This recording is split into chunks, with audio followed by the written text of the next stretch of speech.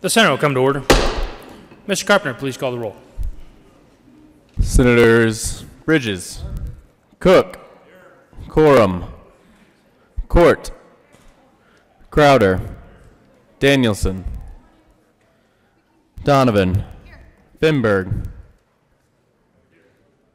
Fields, Foote, Gardner,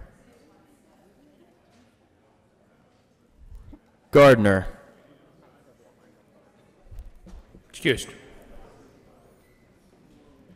Janal, Gonzalez,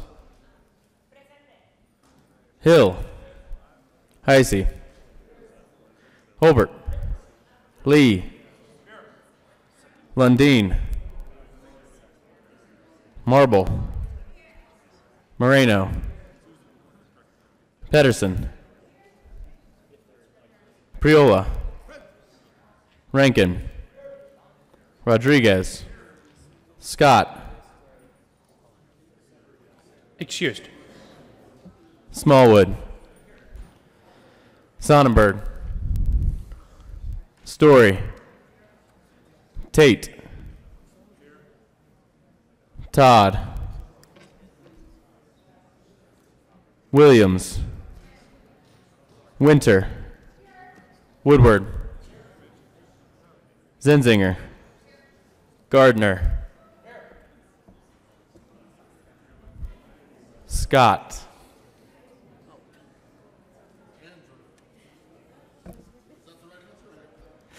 Mr. President. Here. With 35 present, 0 absent, 0 excused, we have a quorum. Senator Bridges, would you please lead us in the Pledge of Allegiance? Members, please join me in the pledge. I pledge allegiance to the flag of the United States of America and to the republic for which it stands, one nation under God, indivisible, with liberty and justice for all. Approval of the journal. Senator Rankin. Thank you, Mr. President. I move the reading of the Journal of Monday, April 15th, 2019 be dispensed with and that the journal be approved as corrected by the Secretary. You have heard the motion. All those in favor say aye. All those opposed, no. The ayes have it. The motion is adopted. Committee reports. April 15, 2019, the Committee of Business, Labor, Technology, has out in consideration had a hearing on following appointments, recommends the appointments be placed on the consent calendar and confirmed. Members of the Underground Damage Prevention Safety Commission. For term expiring January 1st, 2020, James Moody of Denver, Colorado, to serve as representative of contractors appointed. Jeffrey M. Romer of Blackhawk, Colorado, to serve as representative of excavators appointed. Jeanette Eileen Jones of Longmont, Colorado, to serve as representative of energy producers appointed. Michael Andrew Mills of Aurora, Colorado, to serve as representative of water utilities appointed for terms expiring January 1st, 2021. Lori Warner of Littleton, Colorado, to serve as representative of pipeline companies appointed. Mark Frederick Georgemeyer of Denver, Colorado, to serve as representative of Rural Electric Cooperatives appointed. Eric Graham Kirkpatrick of Castle Rock, Colorado, to serve as representative of investor-owned utilities appointed. James Patrick Fitzgerald of Greenwood Village, Colorado, to serve as representative of special districts appointed. Catherine Marie Deutzman, PE of Centennial, Colorado, to serve as representative of engineers appointed for term expiring January 1st, 2022. Raymond Keysword, Pueblo, West Colorado, to serve as representative of excavators appointed. Julie A. Milheim, AIC, ARMP, CPCU, MBA of Aurora, Colorado, to serve as representative of transportation appointed. Mark Frazier of Fort Morgan, Colorado, to serve as representative actively engaged in farming or ranching appointed. April 15, 2019, Committee of Business, Labor, Technology, after consideration of merits, conducts the following. House Bill 1210 be amended as follows. As so amended, be referred to Committee of the Whole with a favorable recommendation. April 15, 2019, Committee on State Veterans and Military Affairs, after consideration of merits, conducts the following. Senate Bill 225 be amended as follows. As so amended, be referred to Committee of the Whole with a favorable recommendation. April 15, 2019, Committee on State Veterans and Military Affairs, after consideration of merits, conducts the following. Senate Bill 232 be referred favorably to Committee on Appropriations. Senate Services.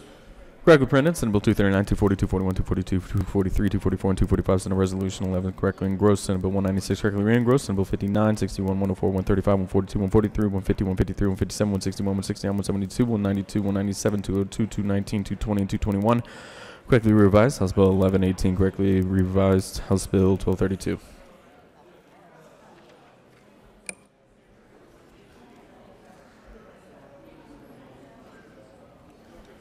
Third reading of bills.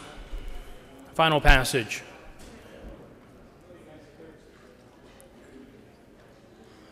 Mr. Carpenter, please read the title to House Bill 1118. House Bill 1118 by Representatives Jackson, Glenn, and Senator Williams concerning the time allowed for a tenant to cure a lease violation that is not a substantial violation. Senator Williams. Thank you, Mr. President. I move House Bill 191118 on third reading and final passage and ask you for an aye vote. Is there further discussion? Senator Hill. Mr. President, colleagues, I wanted to share why I think 1118 is bad policy for Colorado, despite many of the, I think, well-aimed policy approaches that it seeks to tackle. Colorado has a booming economy. It continues to grow. We continue to, for better or maybe more often these days for worse, attract folks from out of state who want to live here.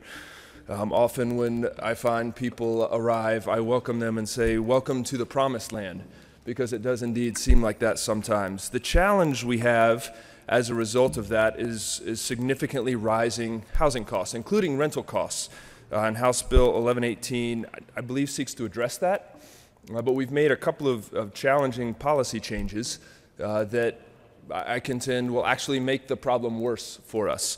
The first one was an amendment that we actually adopted yesterday. The amendment exempts single-family residences and a portion of other residences. The result being that we will shift the entire burden of this onto people who rent apartments. Now, the demographics of folks who rent apartments are statistically those we say we're trying to help by this policy, and sadly, not only will it not help, I contend it will actually make the problem worse. And here's what will happen. Landlords just respond to a market. Landlords just have an opportunity. They have a commodity, a basic commodity, which is 1 bedrooms, 2 bedrooms, 3 bedrooms within a certain location to an area that tenants need. They really don't get to set a rate. The market sets that rate. They really don't get to change that rate. If they charge too much, everyone will go to someone nearby. If they charge too little, basically they have a tenant and it's filled, and they really don't have a choice going forward. And so the market sets that rate. We all know it. Anyone who's looked up here for a property, anyone who, especially from out of the area, who's thought about living up here during session, understands that there really is very little variation in the market. And so what we're doing here is we are saying that we are extending the amount of time before a landlord can file eviction notice against tenants. Right now we have a system, it's a bit nebulous exactly what the process looks like. A landlord and a tenant trying to work things out. Ideally, a landlord wants to be paid because eviction is way too expensive. And ideally, you've got a couple of weeks maybe where we're trying to figure out whether or not that tenant can actually pay, and the landlord trying to figure out, is it worth it filing an eviction notice? By pushing out the date for 10 days, we're moving it from 3 days now to 10 days, really what we're saying is we're incentivizing a landlord to start eviction work 7 days earlier. 7 days earlier now, they say, look, instead of trying to figure this out, I know I've got an extra 10 days where I'm going to have to float the rent, float a mortgage, float whatever investment I have into this. I'm going to have to float that or take that risk potentially. So really the first thing we've done is we've just, if nothing else changes, we have moved the eviction proceedings to 7 days sooner. Again, a landlord doesn't have they really have no control over this. If every single other person out there is doing so to mitigate the risk, so is that landlord who may be more concerned about this issue than others. If that's not the case, we still have an increased risk. We have an increased potential cost on the landlord and on the economy for doing this. A landlord is going to look at that, and just like any of the rest of us do in much of the rest of our lives, when we say, when you get a ticket, right, the insurance company really doesn't care. They just say, hey, they got a ticket. We're increasing their rates. Or they say, hey, you were in an accident. We're increasing your rates. Or they say, hey, you live in Colorado. There's this damn thing out there called hail. We're increasing your rates just for the fact that you live in Colorado. When there's increased risk, the folks who are working the market, who are accepting the market price for that, have to set a higher rate to accommodate that risk. Just like your car insurance does, we are now increasing the risk and the cost of the risk of that eviction. by increasing the cost, just like in insurance, just as hail increases the cost of a claim here in Colorado, so this bill will increase the cost of an eviction. A landlord's going to do exactly what your insurance company does and look around and say, well, we have increased potential cost, we have to price that into the market. And there are really only we could say there are three ways to price it in. There are two ways to price it in and one way to exclude people from the market. The first way to price it in is just to say, well, with increased risk and increased cost, we are going to increase the amount paid for rent. Maybe it's $10 a month, maybe it's $20 a month, but somehow that cost has to be absorbed, and it's either the increased cost of rent, or the increased cost, the increased upfront costs. One upfront cost is a security deposit. I think we all know, hey, yeah, maybe $10 to $20 a month on rent isn't the biggest deal, but a couple $100 on the upfront cost, on the security deposit, is a big deal. That precludes people from being able to get into an apartment in the first place. If it's not an upfront cost on the security deposit, the other way is to actually exclude people from the market. And we've talked about that here in the Senate and Senate committees as we talk about the rental application fees. Really, the rental application fee is just a way to say it's a buy-in in poker. It's an ante-up. It's just to say, prove that you're willing to play this hand, prove that you're actually willing to follow through on your application and follow through on a security deposit and follow through on paying your rent. The only other option, if it's not increased rent or increased security deposit, is increased scrutiny on the initial application. Increased application fees, and then you can turn around and say, oh, well, we're gonna cap that because that's been tried here before. If you cap that, we're just gonna say, hey, let's find another set of questions that we can use to make sure that we're appropriately screening people out. No matter how you look at it, no matter how you cut it, this bill increases the cost to get into an apartment, which is exactly the opposite of what we say we're trying to solve.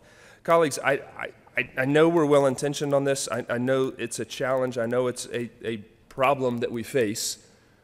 Our action here, as well-intentioned as it is, will make it harder for those we're trying to help. And this is not a I mean, you can look at the economics of this out there. This is not a Republican or a Democrat issue. This is just strictly a matter of the fact that by working to regulate this economy, by shifting the cost, by trying to address the cost and the challenges of eviction, all we have done in a healthy, growing market is to shift the cost earlier on into that transaction, namely onto the monthly rental, namely onto the security deposit, or onto the screening process ahead of time. For all the work that's been put into this, for all the good intentions, I respectfully warn us that a year from now, 2 years from now, 3 years from now, we will have data, and that data will show that we have not addressed this problem. And I ask for a no vote. Senator Lundin. Thank you, Mr. President. I rise in respectful opposition to 1118. It will have the effect, sadly, counterintuitive, of increasing the cost to rent a home. But there's an even broader cautionary tale in this particular piece of legislation that we should all be attentive to. Frequently, a constituent or people that we've heard of or a situation comes to our attention and it cries out. It says to us, there ought to be a law. That's a difficult circumstance for an individual. That's a challenging thing. And there ought to be a law to fix that. And perhaps, on behalf of that individual or that set of individuals, there ought to be a law. But I caution us. We must always think about all the other people, the forgotten men and women and children who get swept up and negatively affected as we create a law to resolve a narrow problem. Because inevitably, as we write a narrow law that has the effect of being spread across the state of Colorado, it has a broad effect. even though its intention may be narrow. So as you consider your vote on this particular piece of legislation, think about not the narrow group of individuals who in fact are having challenging circumstances and are seeking relief, but think of all the other people, the more than 90% of other people in this particular group of individuals, and those are the folks who rent the roof over their heads. Think of those other individuals who are by a factor of more than 9 larger than the group of individuals we're trying to resolve a narrow problem for in this bill. Think of them and the fact that the cost tomorrow and next month and next year, by virtue of this piece of legislation, the cost of putting a roof over their heads and over the heads of their family will inevitably have been increased as we create this law. I urge your careful consideration and opposition to 1118. Thank you, Mr. President. Senator Zenzinger. Thank you, Mr. President. Members, I really struggle with this particular legislation. I can see the benefit of enacting something like this, and I also see that we potentially could be, in fact, creating higher prices for affordable housing as a result of this. And I really feel that it is important that we continue this conversation today, so I will be a yes for now. But I think that we need to continue working on this. I think we need to continue working on this in the House. And the reason for that is because I truly do believe that there is a problem, that there are people through no fault of their own who have good credit, who have good intentions, who pay their rent regularly, who unfortunately come across unfortunate circumstances. And the current law needs to address that. We definitely need to be looking at those instances. But we also have a good majority of people who pay their rent on time, who have the fortunate circumstances of perhaps having some savings or family members that they can rely upon if they do encounter unfortunate circumstances. But the legislation as it's currently written, in my mind, does not do enough to be able to address the concerns of the landowners who are renting their property out, and what this does to their business as far as dragging the process out, punting it all the way into virtually the second month. And the result of that, in my mind, really be an unintended consequence of driving up housing costs for affordable housing.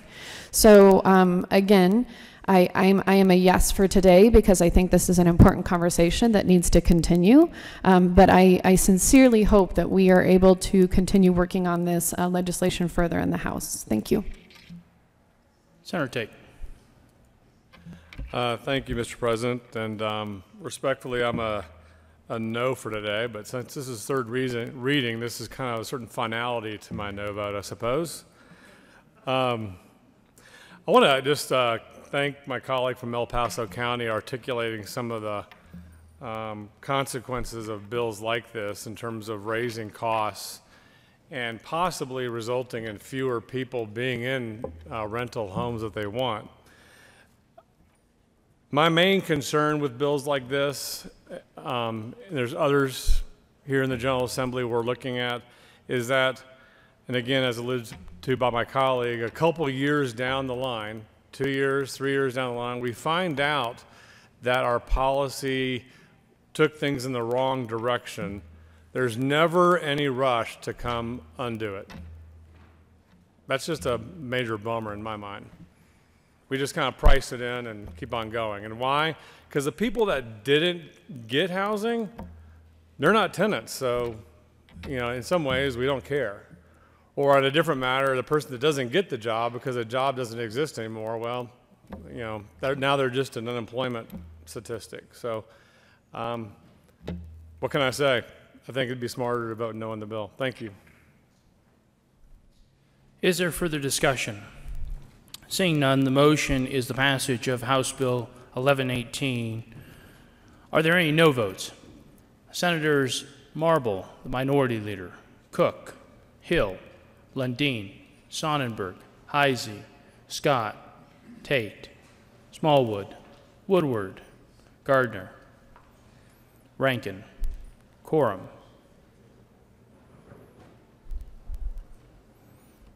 With a vote of 21 ayes, 14 no votes, 0 absent, 0 excused, House Bill 1118 is passed.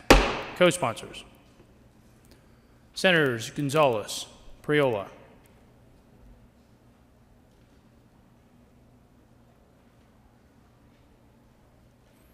Mr. Carpenter, please read the title to Senate Bill 196. Senate Bill 196 by Senators Lee and Danielson and Representatives Garnett and Durant concerning the modification of procurement requirements for state contracts for public projects. Senator Lee. Thank you, Mr. President. I move Senate Bill 196 on third reading and final passage and ask for an aye vote. Is there further discussion? Seeing none, the motion before the body is the passage of Senate Bill 196 on third reading and final passage. Are there any no votes? Senators Sonnenberg, Crowder, Lundin, the Minority Leader, Hill, Marble, Cook, Priola, Woodward, Heisey, Coram, Smallwood, Scott, Gardner, Rankin, Tate.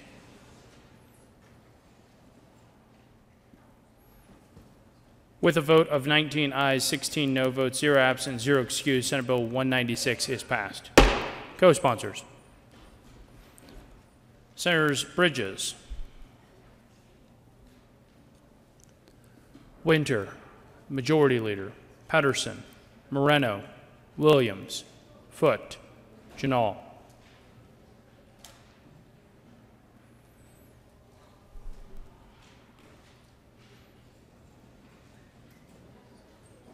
Zenzinger, Todd,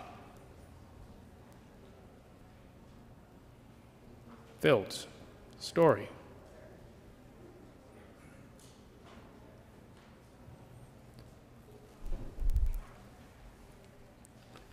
members, would you please join me in welcoming former Senator Louis Entz to the chamber?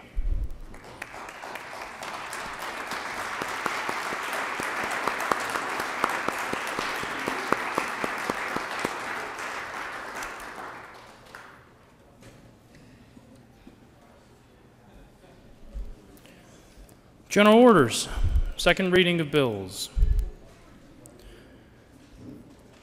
Consent calendar, Senator Danielson.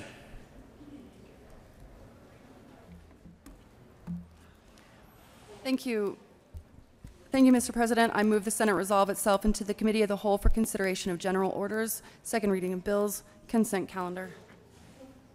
You have heard the motion. All those in favor say aye. All those opposed, no. The motion is adopted, and the Senate will resolve itself in the Committee of the Whole for consideration of general orders, second reading of bills, consent calendar, and Senator Danielson will take the chair.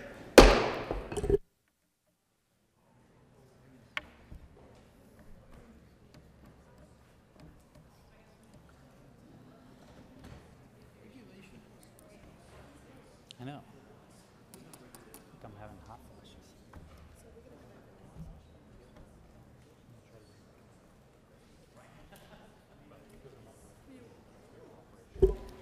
The committee will come to order, and the coat rule is relaxed. Mr. Majority Leader. Sorry. Mr. Carpenter, please read the title of all the bills on the general orders, second reading of bills, consent calendar. House Bill 1221 by Representatives Coleman and Valdez A. and Senators Bridges and Pedersen concerning the regulation of electric scooters. They haven't been read. Mr. Majority Leader. Thank you, Madam Chair. I move for the adoption of just the one bill on the consent calendar, which includes House Bill 1221. Is there any discussion of the bill on the consent calendar? Seeing none, the question before us is the adoption of the bill on the general order, second reading of bills, consent calendar. All those in favor say aye. All those opposed say no. The ayes have it, and the bill is adopted.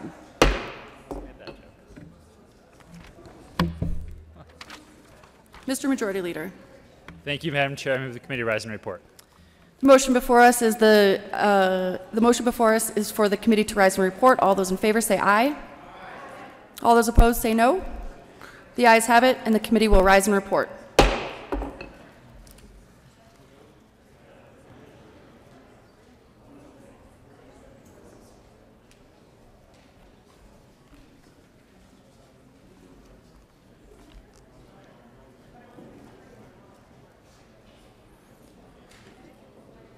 The Senate will come to order. Senator Danielson. Thank you, Mr. President. The committee has had one bill under consideration. Will Mr. Carpenter please read the report? Mr. President, your committee will hold legislative reports that are in consideration of the following attached bills being second reading thereof, makes the following recommendations thereon. House Bill 1221 passed the second reading order by place calendar for the reading and final passage. Senator Danielson. Thank you, Mr. President. I move the report. The motion is for the adoption of the committee of the whole report. Are there any no votes? With a vote of 35 ayes, 0 noes, 0 absent, and 0 excused, the committee of the whole report is adopted. House Bill 1221 passed on second reading, order revised and placed on the calendar for third reading and final passage.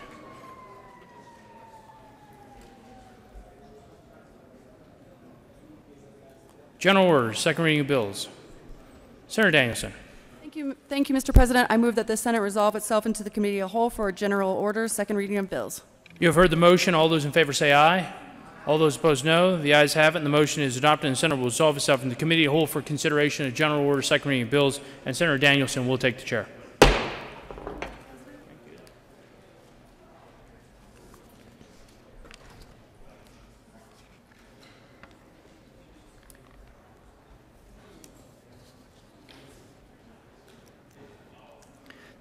The committee will come to order. Mr. Carpenter, please read the title of House Bill 1221. I'm sorry.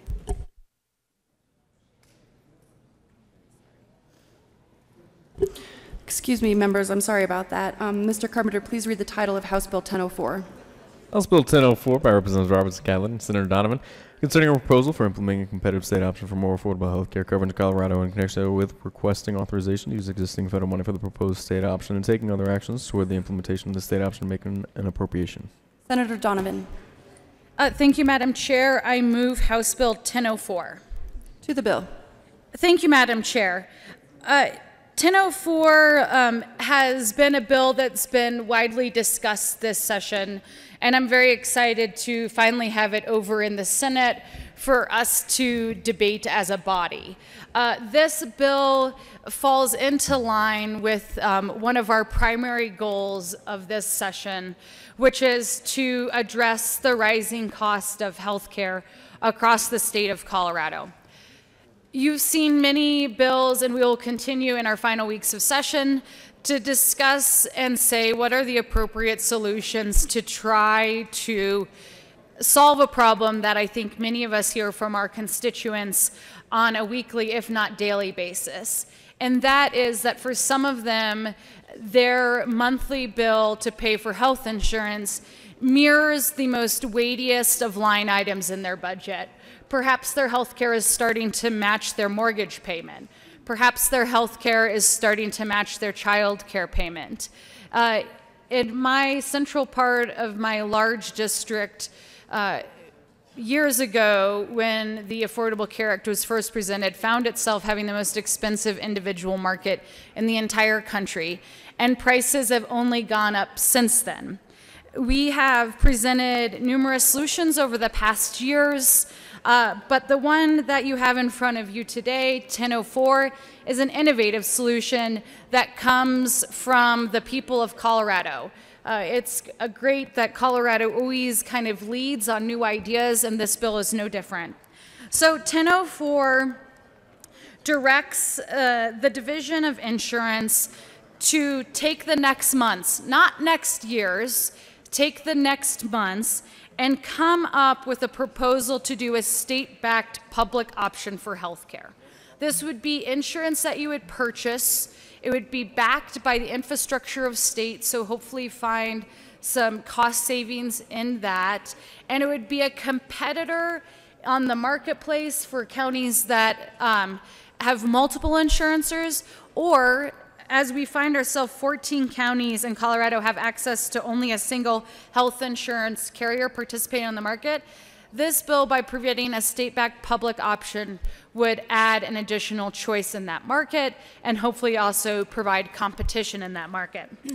But the bill says we need to figure out how we do this. And so by November, they will have to return to us with a report that looks at a number of factors of how best to do a state-backed public option. And so I hope to gain your support on this bill today. It did come to us with bipartisan support from the House, and I hope the Senate can send the same message that looking at this idea and being able to consider it next session, if the study comes back and we think, man, they nailed it, that sounds great, then it just continues. But the bill does provide next session as an opportunity for the General Assembly to weigh in on the proposal. And so with that, I know there is some discussion of the bill that I am anxious and excited to hear from, so I will conclude my initial comments there and open the floor up to further debate on this important concept. Thank you, Madam Chair. Is there further discussion on House Bill 1004? Please proceed.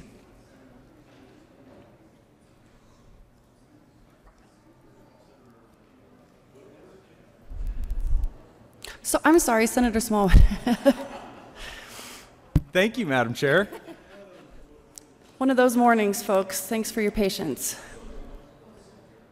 Well, colleagues, this is a big bill.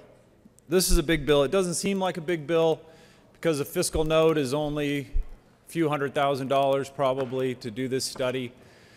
But for me, because as you probably know, this is the business that I work in. It's what I've spent 26 years in. It's what I study. It's what I go to school for. It's what I go to continuing education for. So first of all, know that I am very sympathetic to everybody across the state who is struggling to pay for health insurance. Health care globally is simply expensive. It just is. And it doesn't matter if you live in a country that has some version of social medicine or a national health insurance plan or a hybrid plan or a country that relies on private insurance. Every country struggles with striking that balance of keeping health care affordable to its citizens and also accessible to its citizens. And that teeter-totter is something that most societies have to struggle with. I would say that the reason I like seeing this bill, and I like seeing it from this side of the aisle, is because you've probably heard me say publicly, for the first time, we as a body since I've been here are acknowledging that what we saw years ago in the Affordable Care Act or in Obamacare, with good things in it, almost inarguably good things in it, it is still broken. And it does not work for so many people across our state. And again, the reason why I like it is because on our side of the aisle, we often are accused when we bring up the Affordable Care Act or Obamacare as sort of rehashing tired rhetoric about something that happened years ago and that it's just a talking point. But the fact that this bill exists and that it was brought primarily by folks on the other side of the aisle is, again, refreshing to see that the Affordable Care Act, plain and simple, does not work for too many folks in our state. It has too many fatal flaws in it. Now, the concerns I have with this particular bill is that introducing the concept of a public option as the cure for what is broken in Obamacare seems hypocritical, meaning government got involved in health care and it's broken. So what we're going to do to fix it is bring more government involvement in health care. Like somehow that's magically going to make things work this time. Colleagues, this is a very, very slippery slope, and I would love to have multiple senators come down today to talk about examples that they've seen in the real world that when government steps in as a competitor to the private marketplace, how much better things get, and how example after example that we can see where maybe other states have done this and it's worked really, really well, which I don't think there are any. where municipalities have stepped in to do this because it's worked really, really well. And I don't think we have any. I mean, I suppose we're down to the post office versus FedEx or the post office versus DHL or something as examples where, you know, how does the public option really fare against private competitors? So my fear, and it is a legitimate fear, is that if something like this is enacted and we go down this path under the guise of creating more competition and somehow lowering costs, is going to come back irreversibly to harm constituents in the very district that we're trying to help. There are approximately 14 counties, I think it's exactly 14 counties, but I'm not sure if that number's changed, that only have one health insurance company left providing individual insurance to those citizens. And if we bring in a state option to compete against that one insurance company, and that one insurance company says, hey, you know what? We can't compete with the muscle of the state of Colorado. We can't compete with unlimited resources that the state of Colorado has through the taxpayer. We're just going to leave. Now we've gone from attempting to increase competition in those 14 counties to now we've eliminated competition in those 14 counties, and we are down to only a single option, which isn't an option at all. It's your only choice. And colleagues, I don't need to remind any of you of the horrors that we've seen within the VA system, where a patriot like Eric Shinseki, Purple Heart, military commander, is put in charge of an enterprise like VA, truly a patriot, trying to help his brothers. And we see what happens. Appointments being swept under the rug, people passing away before they have a chance to get care. This is very, very real once we turn something as important as healthcare over to government, especially in those 14 counties where there very well may not ever be another option. Because once we lose an insurance company, I think it's very unlikely to get them back. If I could, members, let me remind everybody about how health insurance works, especially in the individual marketplace. Because even though the Affordable Care Act has been around for almost a decade, I still hear legislators come talk about insurance company profits and how if they're able to deny care or not insure certain things, that it simply improves their bottom line and they're able to make more and more money. So I want to remind you, members, of the system that was put in place under the Affordable Care Act that really sort of carves out the insurance company's profit margin and makes them one of very few industries where their entire operating margin is legislated. So in the individual health insurance marketplace, the way that it works is insurance companies are allowed to go across the state, create product, create networks. They then pay claims, they receive premiums, and they pay claims. And the federal law says that in the individual marketplace, 80 cents on every dollar that an individual health insurance company brings in has to go right back out the door in claims. So I'm going to repeat that.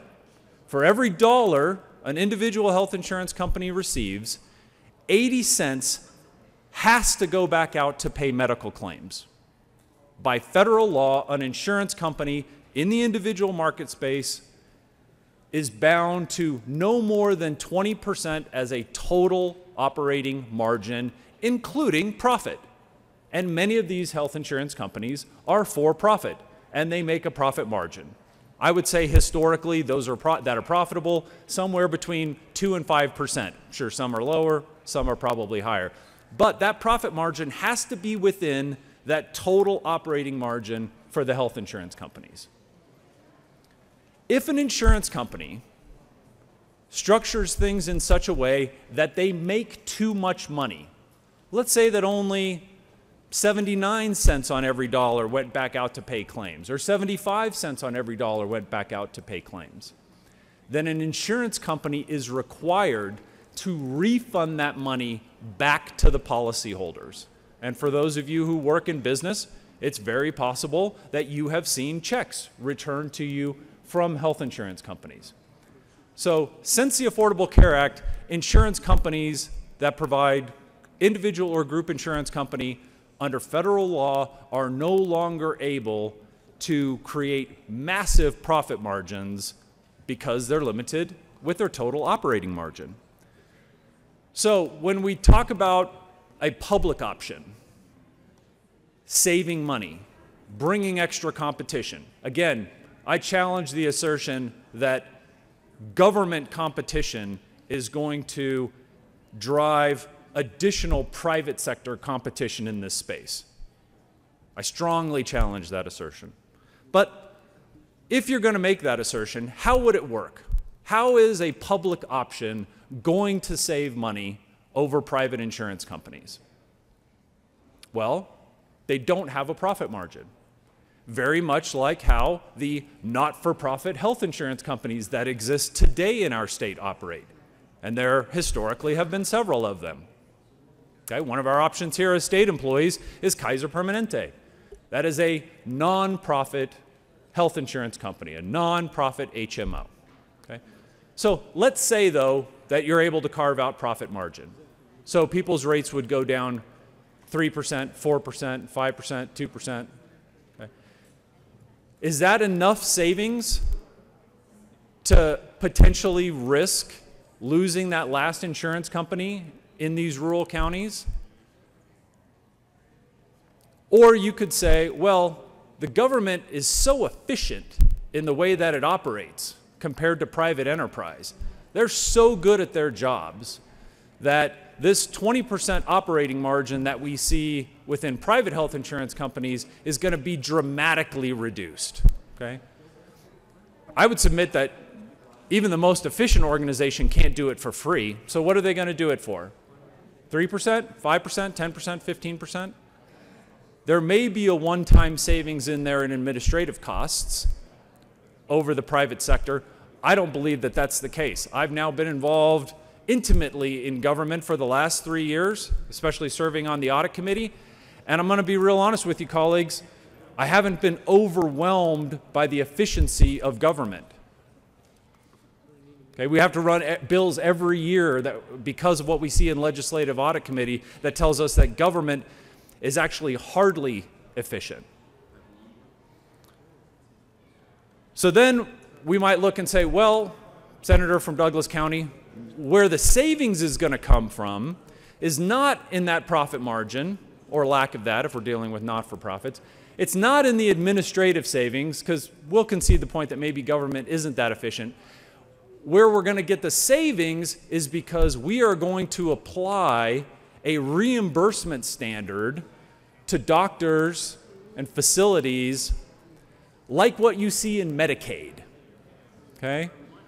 So we are going to force physicians and facilities to accept a much, much lower reimbursement level. And that is how we're going to save money. And you know what? If that's the argument you want to make, I commend you, because it's probably the best argument. But then I'm going to ask you, members, what is going to happen to access to those physicians and facilities across the state? If you clamp down on reimbursement to physicians and facilities in such a way that they're forced to accept something that looks like Medicaid reimbursement rates, I think we're going to be creating a colossal access issue analogous to what we see in the VA. And I don't know how many of you have friends or family members who are on Medicaid. Ask them about access. I met with somebody on Monday of last week who's on Medicaid, who was injured in an accident, a pelvic break. This person now has gone from serving in the Marine Corps being a contributing member of our society to now being virtually 100% disabled, unable to work, unable to stand for even a modicum of time, unable to sit, unable to drive for long distances. This person is now on energy assistance. They're receiving food stamps, might be receiving cash assistance, but most importantly, this is somebody who wants to work and can't work. And what is the reason why this person can't work? Because this person cannot find in our Medicaid program a surgeon who specializes in surgeries in the pelvic floor region. Apparently, orthopedic surgeons are hard to find in this area, and there just aren't orthopedic surgeons that accept Medicaid that specialize in this area. Colleagues, I'm very, very worried that this is what we're going to see across rural Colorado if something like this happens. I think we need to have more insurance companies in our state, not fewer. I do believe that competition is going to help. But competition from the federal government is not something that our insurance carriers are asking for. And if you ask the folks at Connect for Health, they just released their study. They just came to Health and Human Services, so my colleagues that serve on that committee probably remember my question. What is it going to take to have more insurance companies compete in our state? Let me tell you what I didn't hear. What I didn't hear is we think at Connect for Health that if we just had government bring a plan to us, that would improve competition, that would bring rates down.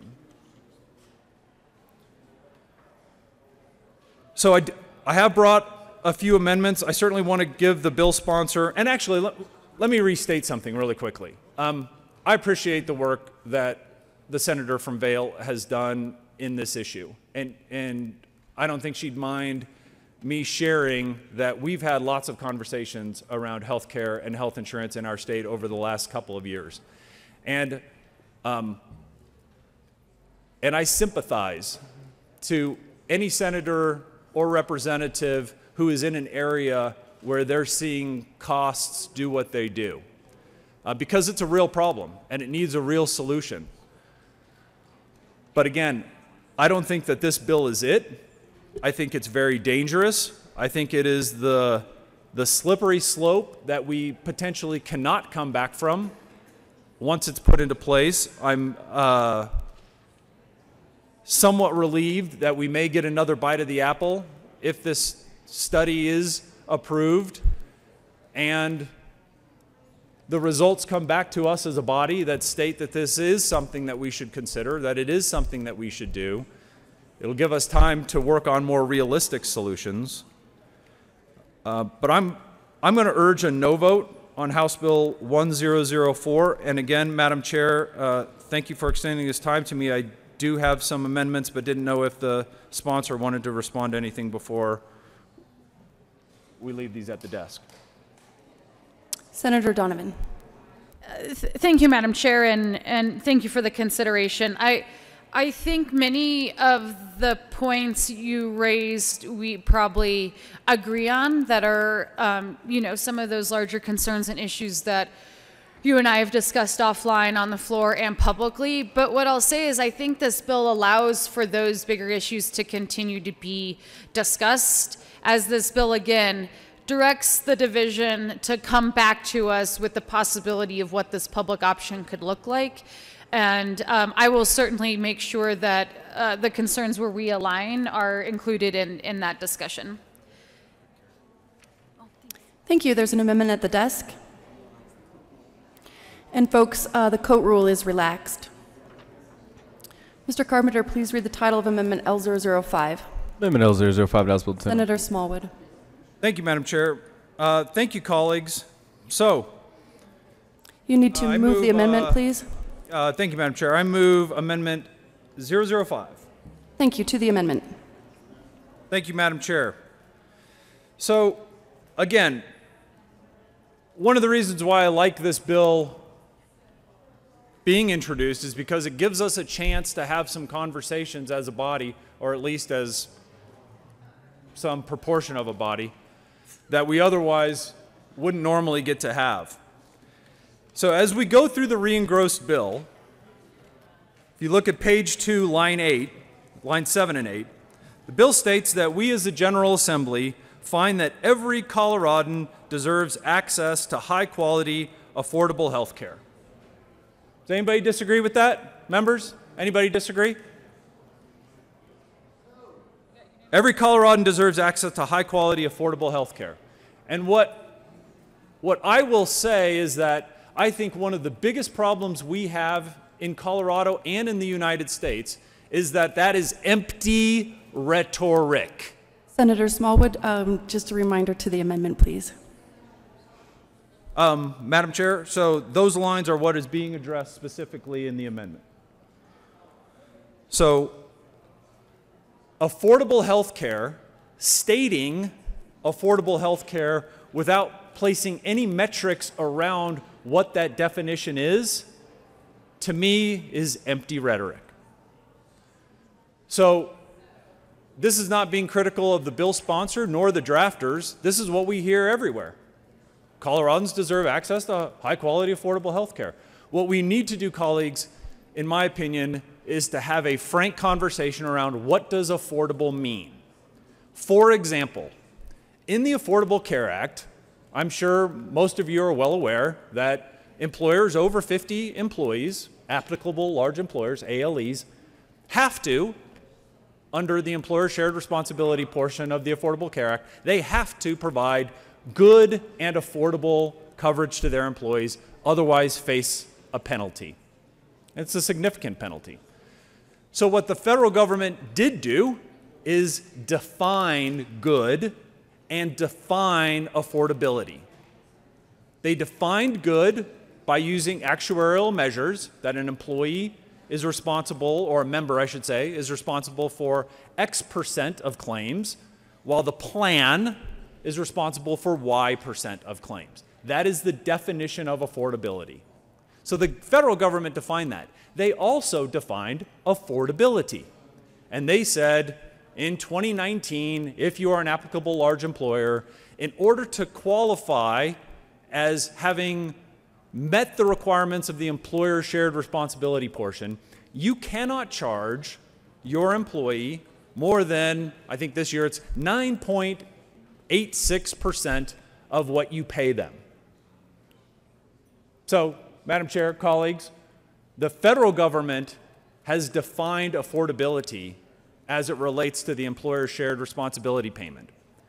What we do in legislation here in the state of Colorado, time and time again, is we talk about affordability, but we don't define affordability. And we need to have, as an assembly, that very difficult conversation.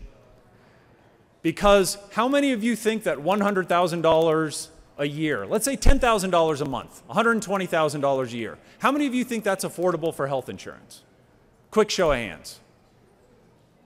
Citizens of Colorado, we saw no hands. Nobody in this body, apparently, thinks that paying $10,000 a month for health insurance premiums is affordable. So what I would ask is, if you are speaking only to Bill Gates and Warren Buffett, Jeff Bezos, the Koch brothers, would you ask them if $120,000 a year relative to their net worth is affordable? Okay, these are people worth 30, 50, 97, 166 billion with a B dollars. Okay, what is $120,000 a year in health insurance premiums to those folks?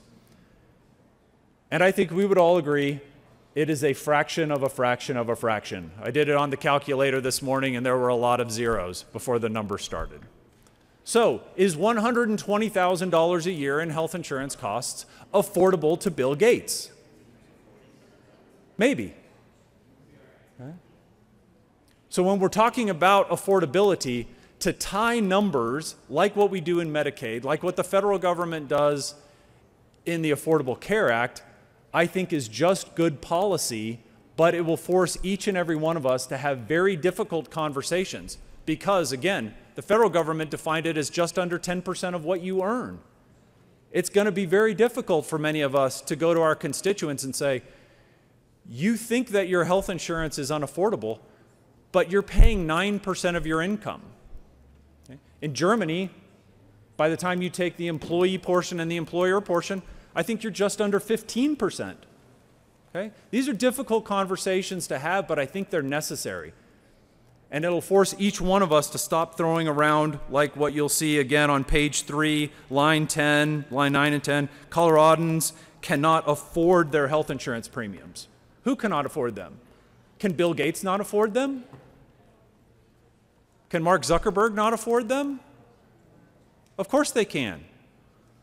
So what we see in Amendment 5 is simply a request that I strongly ask for your support in. Doesn't really change much of the bill, other than adding one piece in here that would require us, finally, to create a statewide definition of affordability for consumers so that when they come to you and say, my health insurance isn't affordable, and you ask them, well, how much are your premiums? And they say $1 a month, but I don't think that's affordable.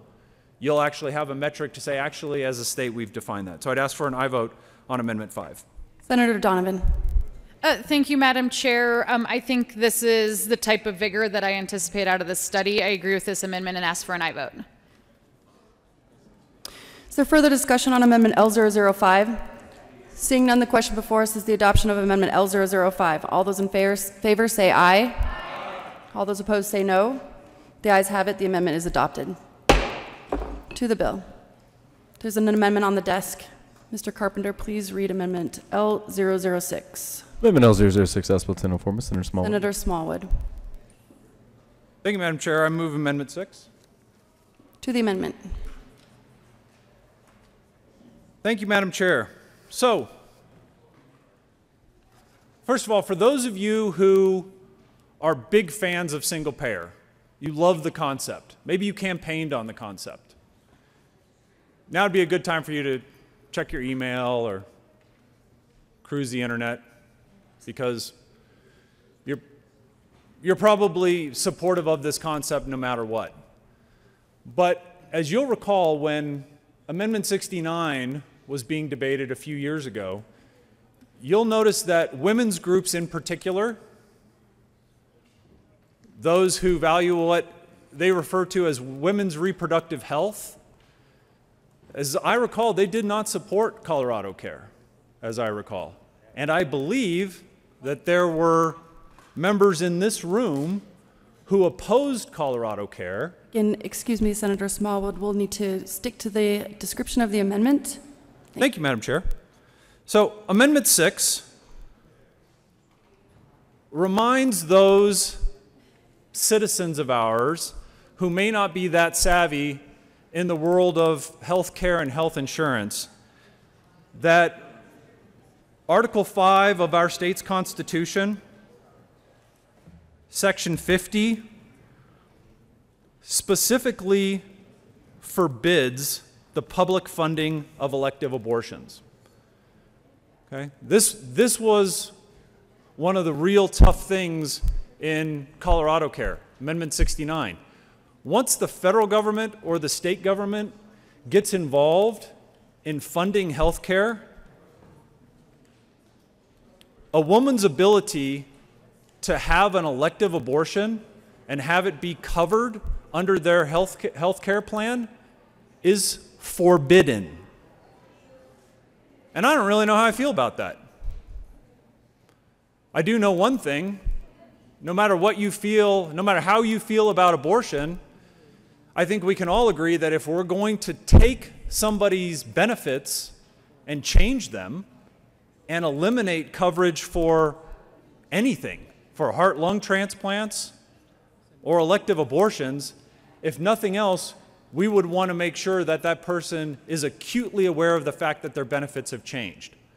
So my request to you colleagues, especially those of you who have been very vocal in your support of this particular issue, is that you would support a provision that once this public option is recommended under the study, which candidly I can tell you it probably is going to be, that we go to particularly women of childbearing age and have them acknowledge that they understand that coverage for elective abortions is no longer going to be covered because our state forbids it. So Amendment 6, again, adds one paragraph. The proposal must include a provision that requires participants enrolling in the state option to acknowledge, okay? I don't think informing people, I've worked in health insurance for 26 years. Informing somebody that their benefits have changed is cheating, because insurance documents are long, they're voluminous, they're complex, people don't read them. This is requiring that those members acknowledge that the state option is not going to provide funding for elective abortions for them. I think this is a reasonable thing to ask, again, regardless of how you feel about the issue, to simply make sure that people know that their benefits have changed and that a benefit has been eliminated, I think is good policy. So I'd ask for an aye vote on Amendment 6. Thank you, Madam Chair. Senator Donovan. Thank you, Madam Chair. Colleagues, I'm going to ask for a no vote on L006 for numerous reasons, but in order to not belabor it too much, this will be purchased insurance. It's just purchase insurance that's backed by the state. So I ask for a no vote on L006. Thank you. Is there further discussion on Amendment L006? Seeing none, the question before us is the adoption of Amendment L006. All those in favor say aye. Aye. All those opposed say no. No. The noes have it. The amendment fails. To the bill. Senator Donovan. Thank you, Madam Chair. Really do appreciate... Is that another one? Oh. Madam Chair, I'll leave concluding comments till later. There is another amendment at the desk. Mr. Carpenter, please read Amendment L007. Amendment L007, House Bill 1004 by Senator Smallwood, amendment reading Bill page 6 after line 18 and Senator Smallwood. Thank you, Madam Chair. I move Amendment 7. To the amendment. Colleagues, I'm going to be honest. I really thought that that amendment would be accepted. So Medicaid does not cover elective abortions, as I understand it. The state of Colorado's health insurance plan does not cover elective abortions. Any plan sold on our state's exchange under Connect for Health does not cover elective abortions.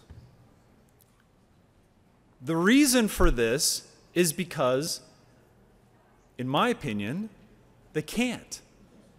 It's in our state's constitution. Again, I ask you to look at Article 5, Section 50. It's really clear. If we are going to have a public option, and you really want that, I do not, but if you really want to do that, shouldn't we let women know that the coverage that they used to have for elective abortions is being eliminated? I think that's very reasonable. And based on everything that I've heard in this body over the last 2.5 years, to not inform women of this, colleagues, that's wrong. Again, you might love the benefit or you might hate the benefit, but if we're going to change people's benefits, we need to inform them of this. So if we're not going to require that the plan at least have them sign off, can we at least tell them? Can we at least tell them that we're eliminating their coverage for elective abortion? Is that too much to ask? So Amendment 7 does exactly that. It's going to require, when this proposal is built, since we're going to be taking away this benefit, it's going to require that we notify participants that as much as they might like to cover elective abortions, our state's constitution prohibits it. It is forbidden. So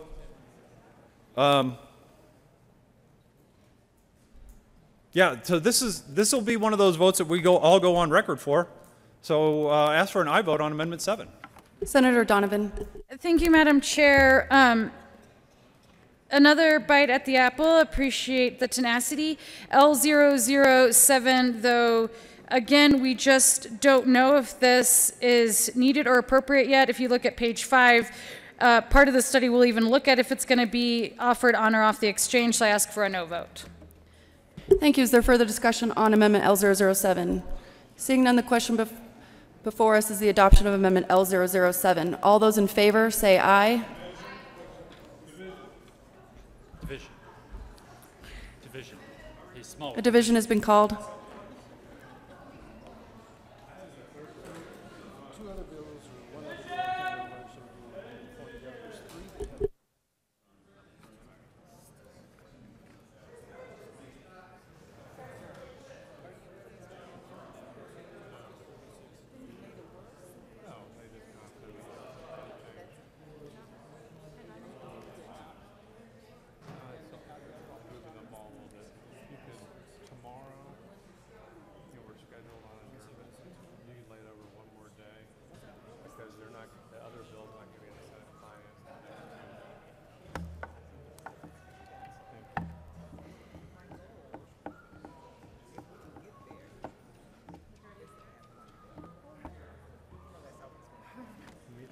Sorry?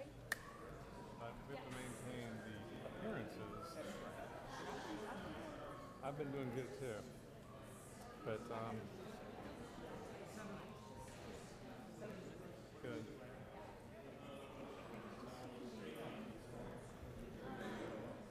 No, I was about to say, Dr. Stater saved your mom's life, make more than $160 an hour. It's hard about it, but how to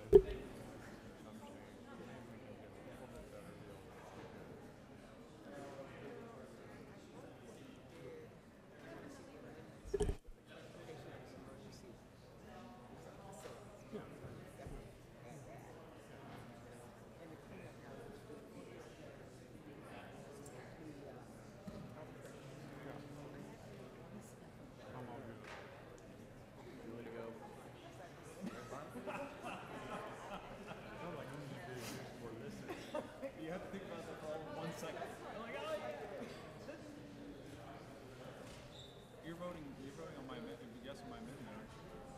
Yeah. Your party's all divided over this. Rhonda's over there. I think we're good. Did Carrie ask for a no vote? You asked for a no vote. I did. We don't even know if it's going to be on the exchange yet. Come on, doesn't matter. A division has been requested. All those in the chamber not entitled to vote, please be seated.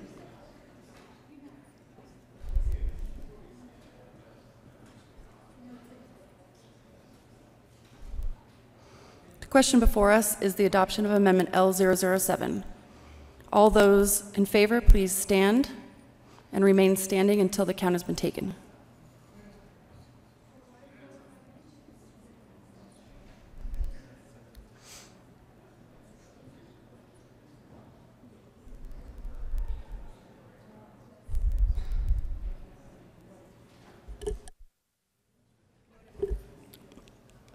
Please be seated. All those opposed, please stand and remain standing until the vote has been taken.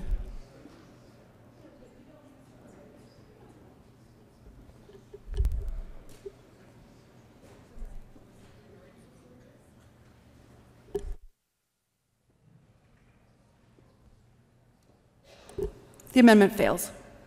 To the bill. Is there further Senator Smallwood? Thank you, Madam Chair.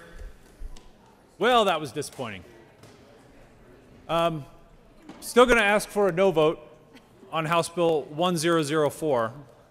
And colleagues on both sides of the aisle, I'd ask for you to take a little bit of time to make sure you're reading through what this option is going to look like, what a state option is going to look like, whether or not you think codifying the elimination of elective abortions in our state is something that's good for your constituency. And I don't want to say more importantly, but perhaps as importantly, potentially eliminating competition in areas of our state where competition is already scarce at best is a very, very dangerous concept. I'm glad we're going to get another opportunity to vote on this on the record when it comes up for thirds, but I'd respectfully ask for a no vote on House Bill 1004. Thank you, Madam Chair. Senator Donovan. Senator Tate. Senator Tate. Concludes your conclusion. Thank you. Thank you, Madam Chair. Members, I also rise in opposition to the bill. And I think my colleague from Denver, Parker, adequately described the negative consequences of eliminating competition in some areas of the state. But I'd also like to point out, too, just the general idea of trying to use this mechanism to, quote, cut costs.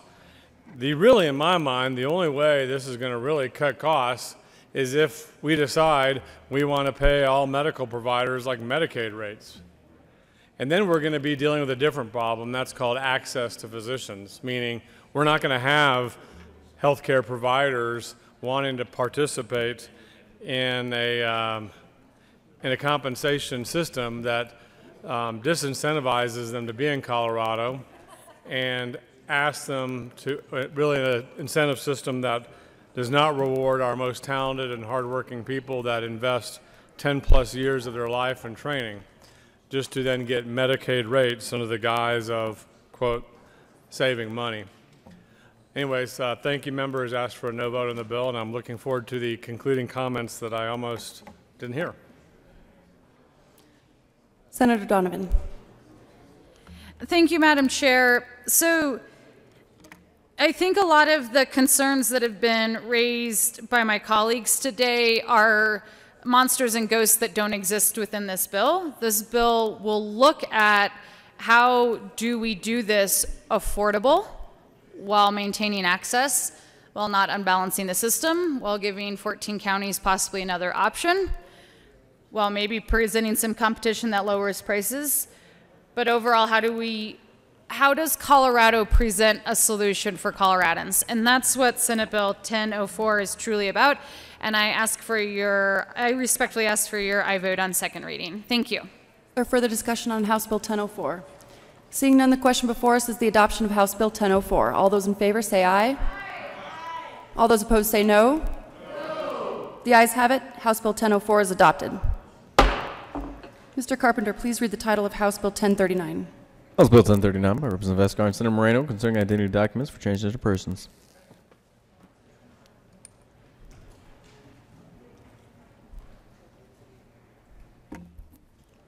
Senator Moreno. Thank you, Madam Chair. I move House Bill 1039, the Judiciary Report and the Appropriations Report. Thank you. To the Judiciary Report. Thank you, Madam Chair. The Judiciary Committee made a couple of minor tweaks to the bill, mostly around conformity in making sure that this bill applies the same to the Department of Public Health and Environment as it does to the Department of Revenue in establishing a standard procedure for identity documents. Thank you. Is there further discussion on the Judiciary Committee report? Seeing none, the question before us is the adoption of the report. All those in favor say aye. Aye. All those opposed say no. The ayes have it. The Judiciary Report is adopted. To the Appropriations Committee report. Senator Moreno. Thank you, Madam Chair. The Appropriations Committee made an appropriation in order to do some programming changes in the Department of Revenue for the DMV. Ask for an aye vote. Is there further discussion on the Appropriations Committee report? Seeing none, the question before us is the adoption of the report. All those in favor say aye. Aye. All those opposed say no.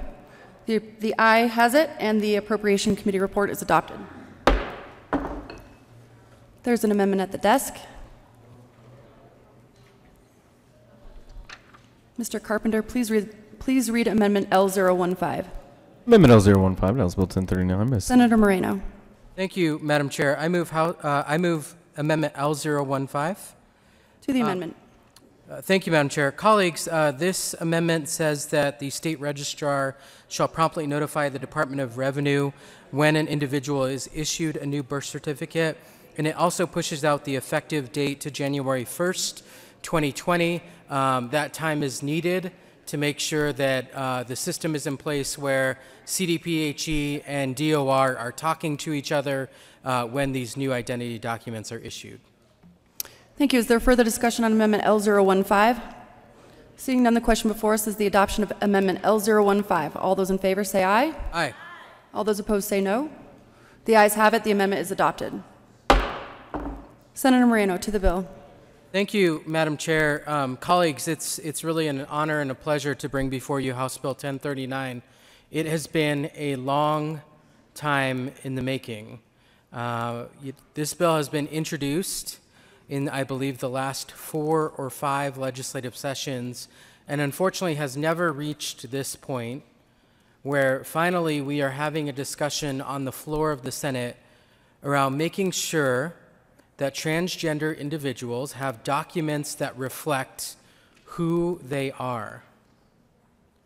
This is an incredibly important bill to get government out of the way and make sure that everyone in Colorado can live a healthy, productive life without the kind of government interference that exists today. We all know that identity documents are extremely important in our daily life. We all carry our driver's licenses in our wallets or in our purses, and we don't go anywhere without them. It is incredibly important that the identity documents for transgender Coloradans reflect who they are, reflect their gender designation. And that's exactly what House Bill 1039 does that's before you right now. Make sure that a person's birth certificate reflects who they are. When transgender individuals face so many challenges in life, including discrimination in society, in housing, in employment, colleagues, this is the least that we could do. The least we could do is make sure that they at least have documents that reflect who they are. You may have noticed that this bill is named Jude's Law. The namesake for this bill is actually with us in the Senate chamber today, and her family is with us today. They have been fighting for this legislation for years, since Jude was even a younger woman than she is today. I'm honored by your presence. And colleagues, thank you for hearing out this bill, and I encourage and I vote. Senator Crowder. Thank you, Madam Chair. I did have a couple questions on this bill. As I understand it, you have 3 different choices on a birth certificate in which you request one time around. That is male, female, and X. My question is selective service, that you have to actually file for selective service at age 18, all males. So how does this work on X being neither male nor female? And how does this work from a male to a female? How do they release their responsibility to selective service? And what brought this question up, I am a county selective service person, so there's got to be some type of situation here that this can be actually answered. But the biggest question I have, if you're X, neither male nor female, are you relieved of any obligation for selective service? And another question I have too is if you've been through this before, during when the draft was enacted, there was a vast amount of people leaving the country. Now, how do we, since an individual, all he has to do is declare a different sex, how do we deal with the situation if a war does break out in the future How do we make the situation so people do not go in for a different birth certificate just to avoid the draft? And these are the questions surrounding the draft in which I have. If I could get an answer to that. Senator Moreno.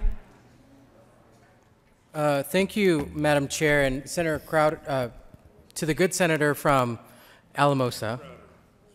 I appreciate your question. It actually is not a question that's been raised before, so I'm not sure my response will be adequate for you. However, for the selective service, for the draft, we all know that all males in this country are required to register for the selective service for the draft when they are 18 years of age. And so I imagine that this bill will not change that requirement. As long as a person's gender designation is male when they turn 18, I imagine they will still be registered for the selective service. However, so to your second question, I hope this is not a surprise to any of you colleagues, but not all people are born male or female.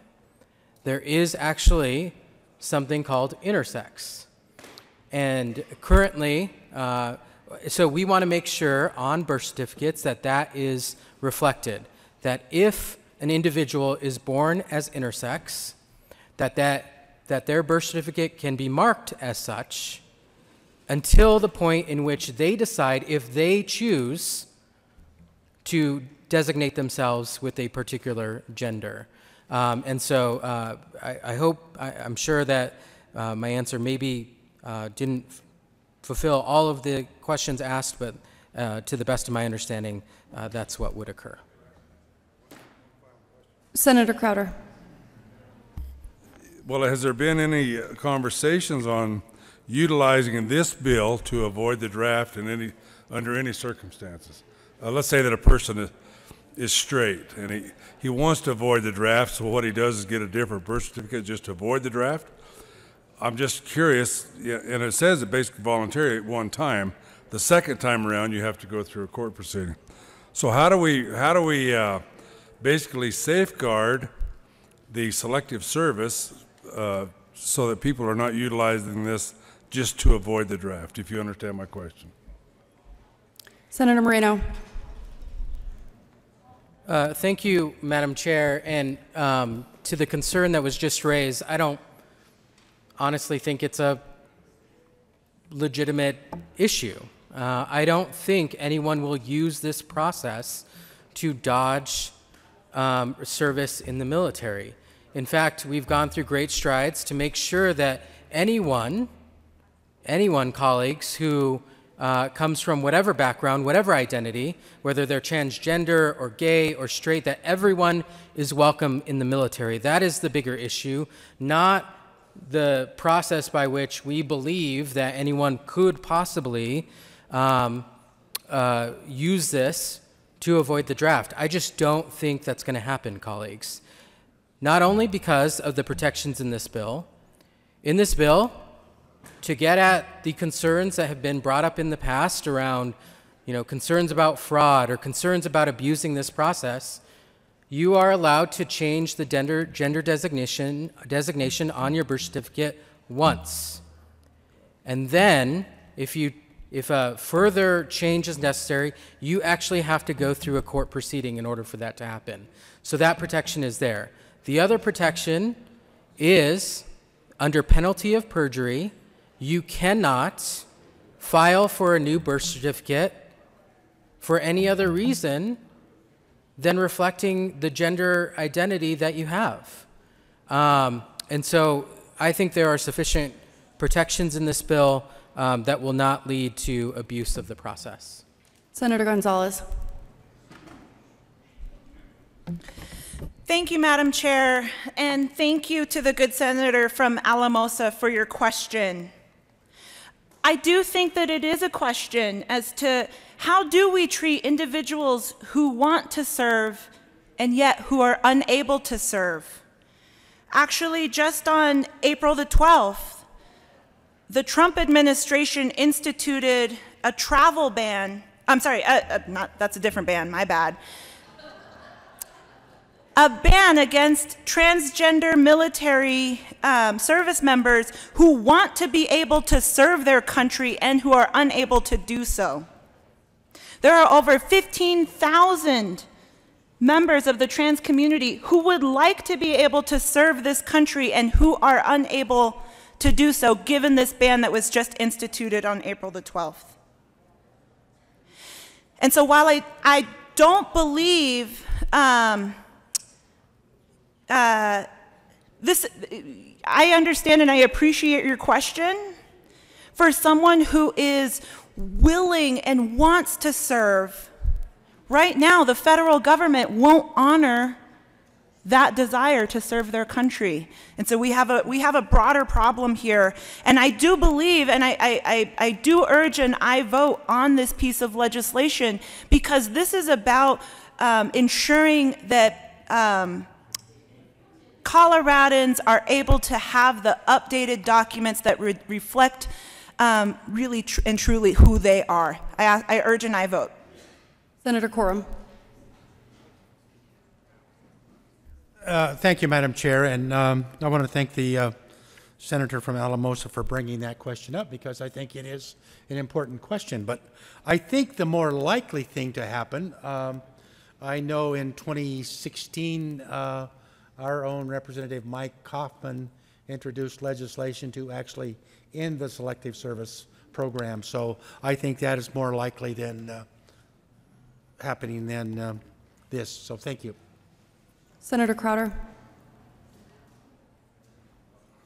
Well, thank you, Madam Chair. I guess I would say that there is a ban on enlistment, but the people that are serving are still in, and they are welcome veterans or soldiers.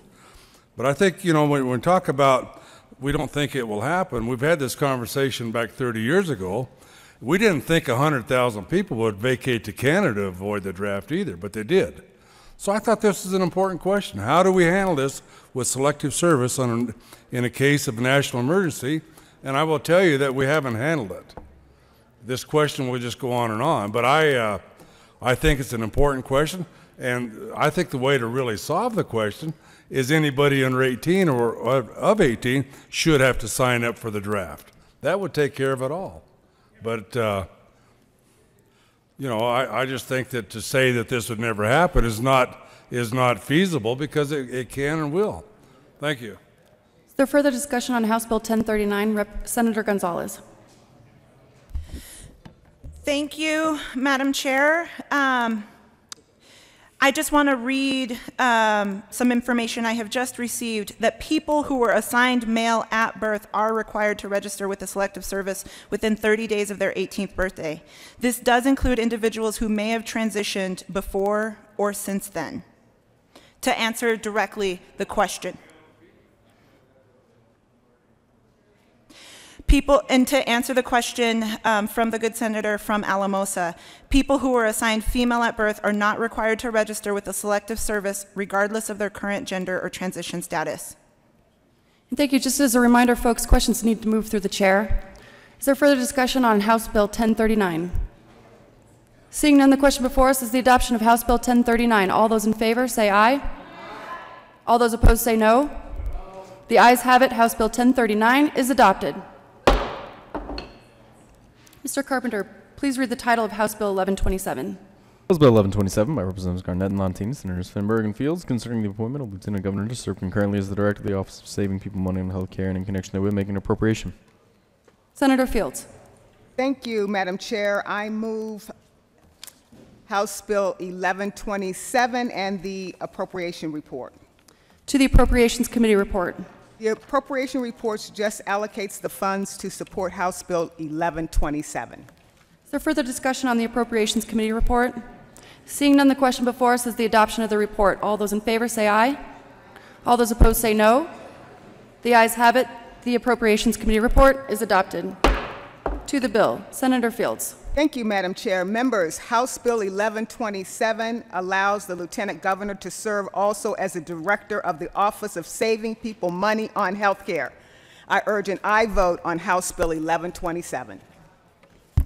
Therefore, Senator Finberg, Mr. Majority Leader. Thank you, Madam Chair. Members, this is in line with what has occurred for previous lieutenant governors. Generally speaking, the lieutenant governor has a relatively limited scope in law and in the Constitution. And so in recent years, administrations have said, we want the lieutenant governor also to take up X, Y, or Z issues and be in charge of those issues. That has occurred with at least the previous 2 lieutenant governors, whether it was for working for the Department of Higher Ed or acting as the COO for the state of Colorado. In this case, I think we all have agreed that healthcare affordability is incredibly important right now across our state. It is incredibly important for us as legislators. It is incredibly important for the governor's administration, and that's why this office is being created and why the governor has decided to have the lieutenant governor really lead that charge in a lot of ways by running this office. So this is in line with what has occurred in recent years, and it is just a transition in the sense of what the issue is that the lieutenant governor will be spending her time on to focus on. So I urge an aye vote. I think this is helpful because it will streamline different departments, agencies' efforts. It will help make sure that every single day there are people that come in here to think about how can we save Coloradans across the state money on health care. And I urge an aye vote. Thank you. Is there further discussion on House Bill? Senator Gardner. Thank you, Madam Chair. Well, members, I don't have any difficulty with the governor assigning the lieutenant governor to be in charge of the office of saving people money for health care, whatever that is. Indeed, the last lieutenant governor, Donna Lynn, had extensive responsibility for health care and so forth. But we seem to have fallen into this habit in Colorado of saying, well, the lieutenant governor doesn't have very much to do, so we ought to assign the lieutenant governor some other things to do. And frankly, that's sort of the norm. But then we say, because we're going to actually assign the lieutenant governor a real job, we need to appropriate more money to pay the lieutenant governor more than that position already receives. Now, that case might have been a bit more compelling prior to the elected official pay increases, but I believe the lieutenant governor is making $93,000 a year, and it's no secret what that salary is when you run for the office. And I think most Coloradans, not all, but most Coloradans would think that $93,000 was an extraordinary amount of money for a job with few responsibilities. So what I can't figure out, I mean, I haven't, it's not clear from the bill just exactly how much the lieutenant governor is going to be paid. It looks like there's an additional $70,000 on top of the $90,000. I don't know. No one has said. Everyone comes to the well and everyone comes to the committee and says, well, we want the lieutenant governor to do this. And it's really important, and the governor's created this office. And by the way, the governor created this position. This is not a department of the government. This is not something that we statutorily created like the director of HCPF or the director of public safety or the director of corrections. This is something that the governor created in his office, and that's fine.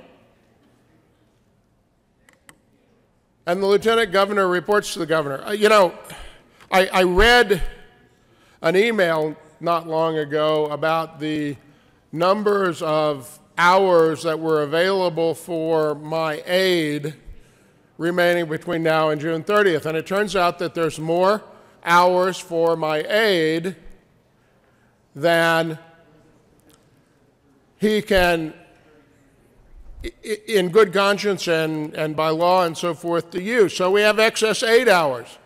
And so I asked my aide if he wouldn't just prepare a timesheet for me, because, you know, I only make $30,000 a year. Some of you make 40, but I'm only making 30, and I give up far more than that to be here. And I thought maybe I could be my own aide. So when I make a lunch run for myself, or I make copies for myself, or I do something like that, I can record the time, because, you know, it's my job to be a legislator. And you could say, well, Bob, you can call me Bob. Bob, making your own copies is something you choose to do in a matter of your convenience. But after all, if we can pay additional salaries to report to ourselves now, because that's what the lieutenant governor is going to do, is report to herself, why not? Why shouldn't I be able to collect $15 an hour, particularly during the interim, for doing any legislative, administrative things for myself? Well, my constituents would be outraged by that, and I would feel morally and ethically challenged to do that. And you would say, Senator, or Bob, that's absurd. Well, it is absurd, members. The lieutenant governor, with respect to her, ran for that position in that office. It is a job that could be very, very little. You know, there used to be a kind of a saying or an adage in Colorado that the job of lieutenant governor was there so that you could place someone to run for higher office. I mean, that was kind of a wag comment, because there aren't many formal responsibilities. It is what you make of it, or what the governor chooses to make of it. Well, the governor has chosen, and I respect that, and I don't question the decision to make an office of saving people money for health care. And the lieutenant governor's in charge of that. I don't know, why don't we just have a bill for the governor to be in charge of all the departments, and we'll just kind of aggregate all the money and pay the governor that salary. And someone might say, well, he's a multimillionaire, he doesn't need it. Well, this is not a question of who needs what or doesn't need what. This is a question of what should we be paying. And when you run for an office that pays a particular salary, and you're asked by your running mate to undertake certain responsibilities, and there's ample time to do them. If there's not ample time to do them, then we ought to hire somebody to do the other job. But if there is ample time to do that, and you're being paid the salary that the people of Colorado and this General Assembly have said is appropriate, then you ought to do the job for that. Let me back up one more time before there's responses to this. I do not question the lieutenant governor's competence. I do not question the governor having created an office for saving money, saving people money on health care, or designating the lieutenant governor to be in charge of that. I challenge the notion that we should be appropriating, however small the amount is in the big scheme of things. It is nevertheless a lot of money in most Coloradans' checkbook, because the additional money we're appropriating is more than what I believe to be the average salary of a Coloradan who's working 40 hours a week. This is bad public policy. It is bad policy for public officials. It is bad policy. And were it not were it not for the need to appropriate the additional money, we really don't need this bill. The governor says to the lieutenant governor, I have a new office. I created it with a stroke of a pen. And oh, by the way, I don't think you'd have to do that even with the stroke of a pen.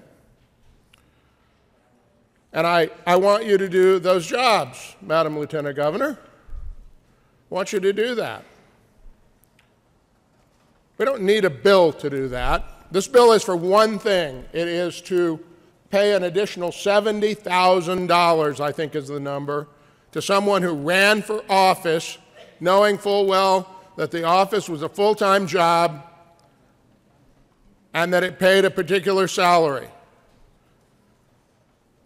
And when I ran for office, I knew how much it paid and what its obligations were, and that it was a full-time job on top of a full-time job. And I don't think it appropriate for the lieutenant governor, the governor, or any of us as elected officials to be saying, well, that's not enough, or now I'm going to, I have more responsibility? More responsibility than lieutenant governor? I'm going to have to do a job, so now I should be paid for the job? I don't think there are any arguments that work very well with this. I urge a no vote. Is there further discussion on House Bill 1127? Mr. Majority Leader. Thank you, Madam Chair. The good senator from El Paso County mentioned that nobody discusses how much the lieutenant governor will get paid. In fact, we discussed that at length in committee. That might have been a little while ago because this bill hung out in the Appropriations Committee after that long discussion that we had in the previous committee. But it's very clear what the lieutenant governor would be making.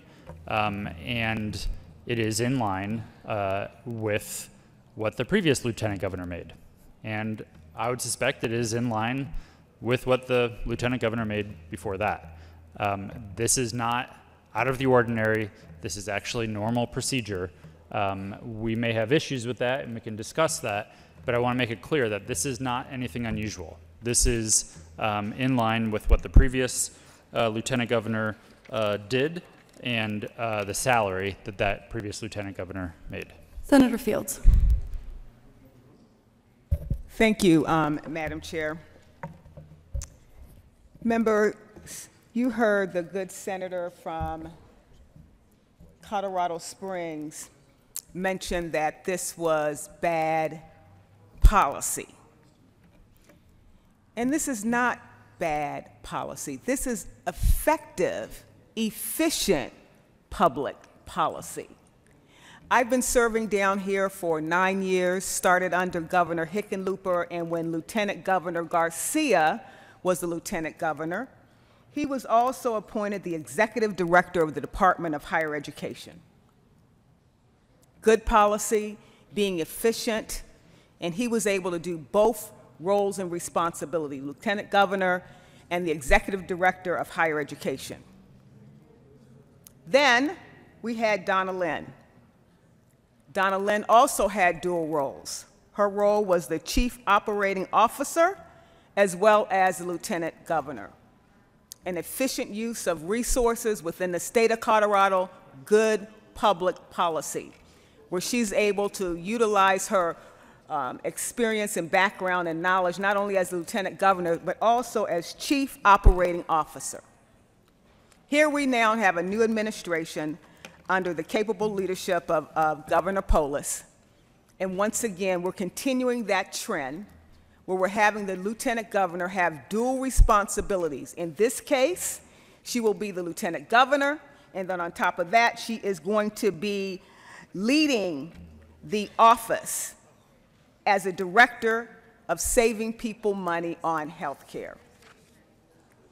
That is the #1 topic across our nation and in our state.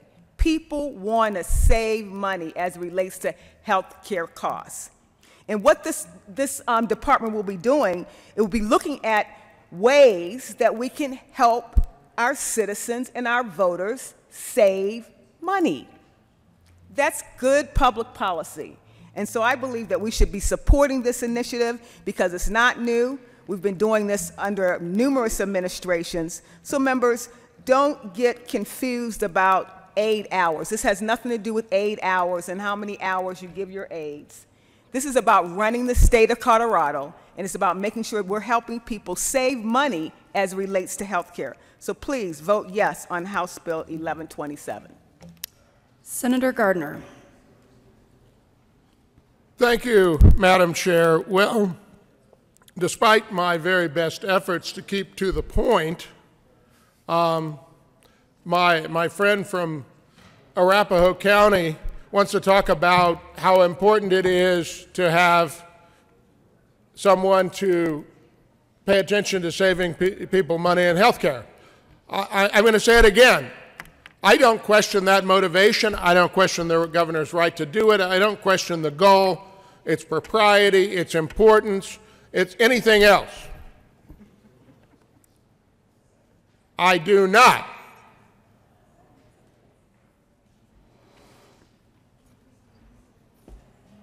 It is wrong to pay additional money to an elected official to have them do their job.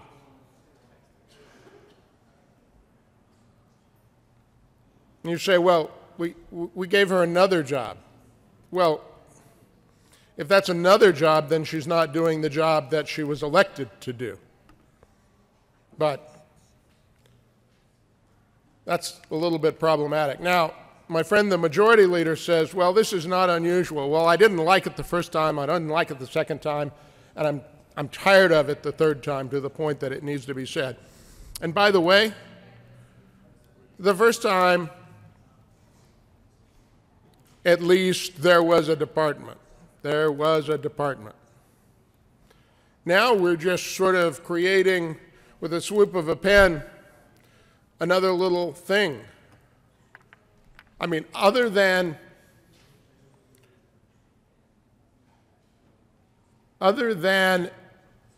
people's willingness to legislate it, why not just give all of us an extra job? Why don't we just all create an extra job for ourselves here? Because I have some time after the interim. Now I have to go off and make a living, and I enjoy how I make a living, but it would be more convenient to me if I could make a living here in the state government. So, on the days that I'm not doing interim committee work, I could have a job here at the Capitol.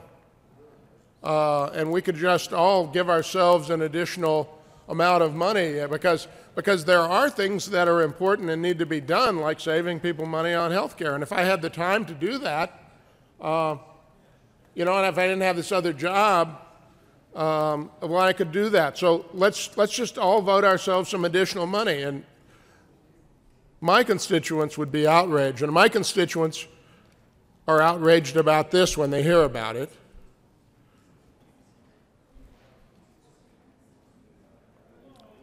And they ought to be outraged at the fact that the governor creates something that a statute or the fiscal note refers to as a principal department, but does not do so by legislation. It's not a principal department. I mean, I defy the majority leader to show me in statute where the governor has the authority to create a principal department of the executive branch without legislative action. Look in Title 24. See if you can find it.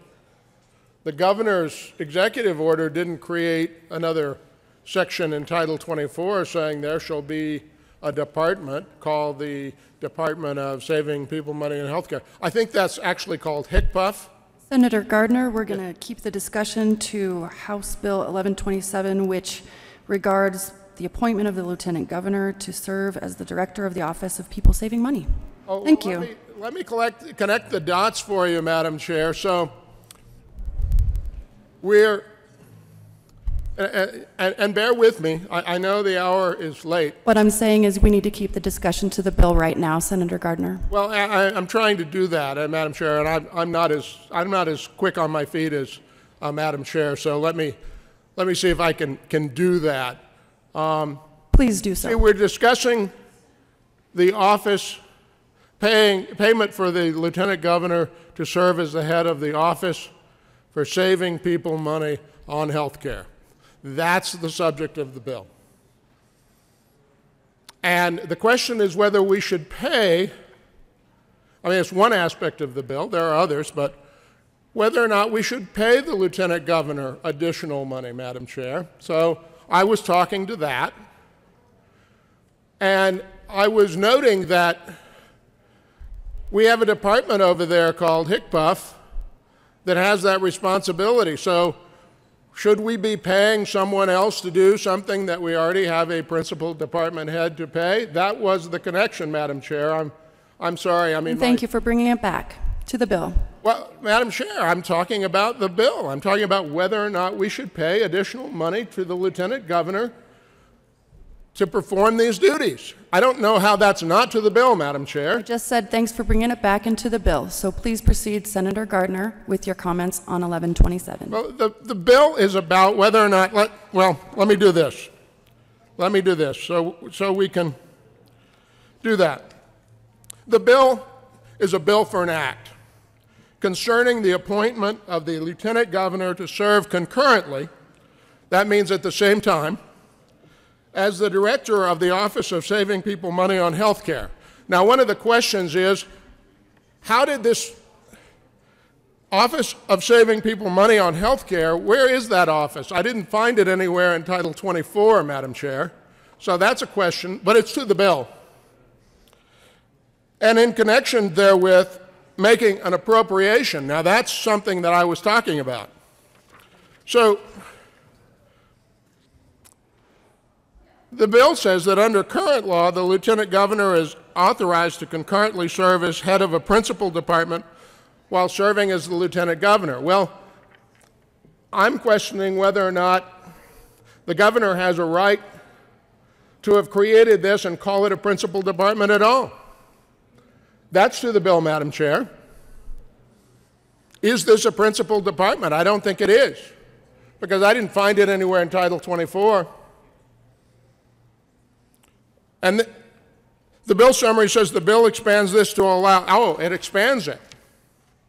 It expands what the current law is to allow the Lieutenant Governor to alternatively serve as the director of the Office of Saving People Money on Health Care within the Office of the Governor. So I was talking about, Madam Chair, it seems like the Lieutenant Governor is sort of, particularly on those days that the Governor is out of the state and the Lieutenant Governor is serving as Governor, it would seem to me she's reporting to herself.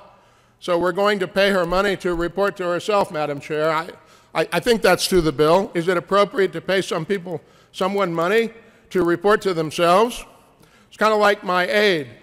Am I serving as an aide? Would it be appropriate to pay me to serve as my aide? I think not.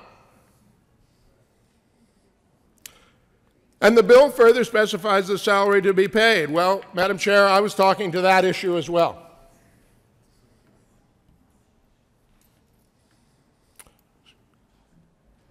So it's all to the bill, Madam Chair. It may be more than one wants to hear. It may take longer to say. It may be that I am more outraged than others think I ought to be, but it is to the bill, Madam Chair. The bill is bad public policy. The bill is an outrage. The bill presents to me ethical challenges.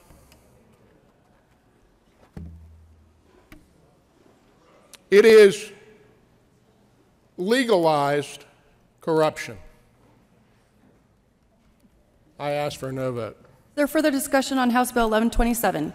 Seeing none, the question before Senator Smallwood.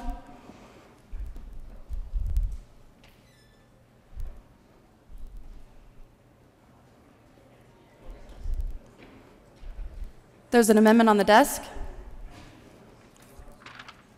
Mr. Carpenter, please read Amendment L004. Amendment L004, House Bill 1127 by Senator Smallwood. Amendment request bill page. Senator Smallwood. Thank you, Madam Chair. I move Amendment 4. Thank you. Is there further discussion on Amendment L004? Senator Smallwood. Thank you, Madam Chair. So, colleagues, I mean, this is important, what we're doing here in this bill. I think it's important for the citizens of Colorado to know exactly what this bill does. Amendment 4 simply changes the safety clause to a petition clause, allowing time for our citizens to review this, not robbing them of their ability to petition the government and change things if they find that this is unacceptable. I'd ask for an aye vote on Amendment 4. Thank you. Is there further discussion on Amendment L004? Senator Fields. Thank you, Madam Chair. I urge a no vote on Amendment L004. Thank you. Is there further discussion on Amendment L004? Seeing none, the question before us is the adoption of amendment. A division has been called.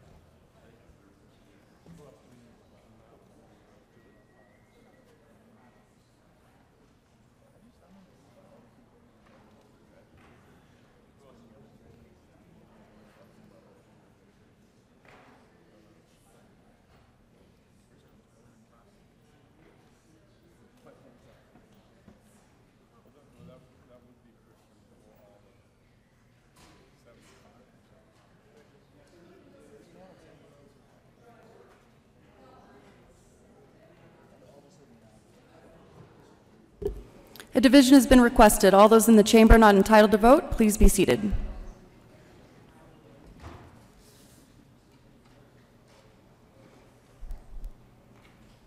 Question before us is the adoption of Amendment L004. All those in favor, please stand and remain standing until the vote's been taken.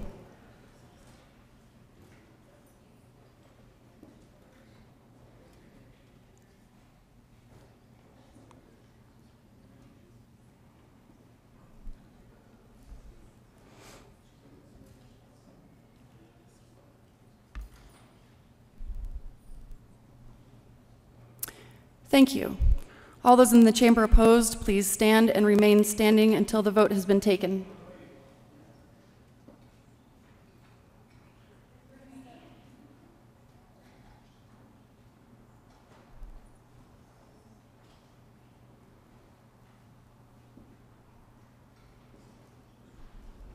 Thank you. The amendment fails. Is there further discussion on House Bill 1127? Seeing none, the question before us is the adoption of Amendment L1127. Please be quicker, folks, to move things along and don't hang out in the well and let me know that you want to speak on time. Senator Hill. Thank you, Madam Chair. I'll defer to my fellow senator. Senator Smallwood. Thank you, Madam Chair. I'd like to have House Bill 1127 read at length. Senator Smallwood. Madam Chair, just to note before the Twitter sphere gets all angry, this is 3 pages. This is very short. We want to make sure that since the voters are not going to be able to hear about this later on, that we take a minute or two to know exactly what this is. For those of us that are already doing multiple jobs here at the Capitol, that this isn't realistic for the citizens to not know exactly what's going on here. So I ask that House Bill 1127 be read at length. It's 3 pages. At the Senator Smallwood's request, the bill will be read at length. House Bill 1127 by Representatives Garnett and Lontine and Senators Finberg and Fields concerning the appointment of the Lieutenant Governor to serve concurrently as the Director of the Office of Saving People Money on Health Care and in connection therewith making an appropriation.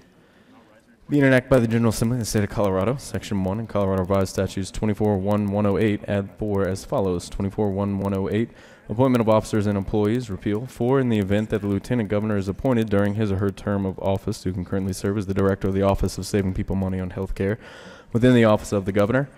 A, acceptance or retention of such an appointment shall not result in forfeiture of the office of Lieutenant Governor, and B, it shall be deemed that holding the office of Lieutenant Governor while concurrently serving as the Director of the Office of Saving People Money on Health Care is not incompatible, inconsistent, or in conflict with the duties of the Lieutenant Governor or with the duties, powers, and functions of the Director of the Office of Saving People Money on Health Care.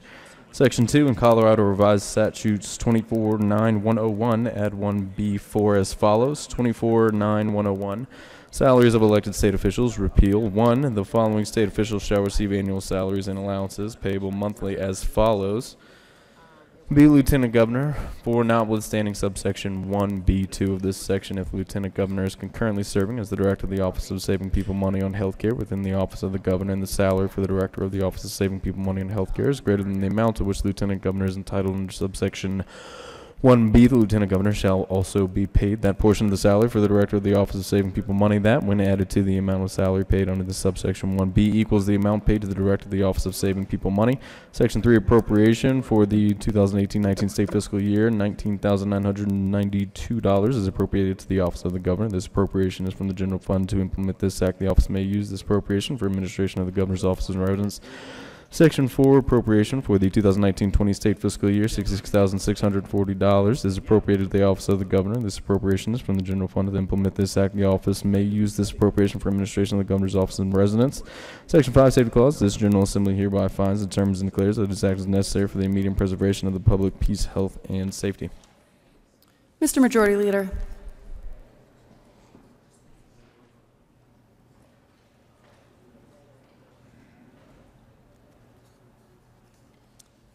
Thank you, Madam Chair.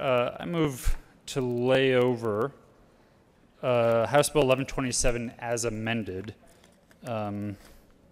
for later in the day. The question before us is to lay over House Bill 1127 as amended until later in the day. All those in favor say aye. Aye. All those opposed say no. The ayes have it. House Bill 1127 will be laid over. Mr. Majority Leader. Thank you, Madam Chair. I move that the committee rise, report progress, and beg leave to sit again. Motion before the committee is to rise, report progress, and beg leave to sit again. All those in favor say aye. Aye. All those opposed say no. The ayes have it, and the committee will rise, report progress, and beg leave to sit again.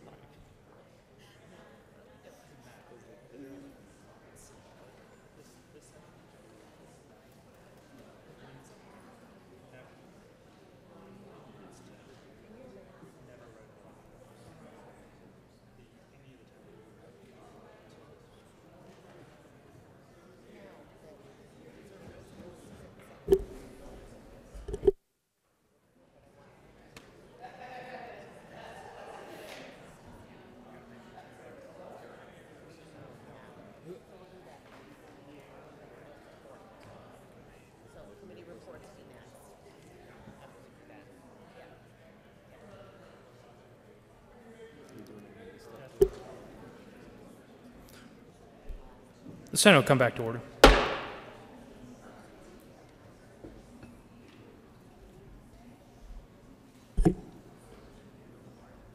Senator Danielson.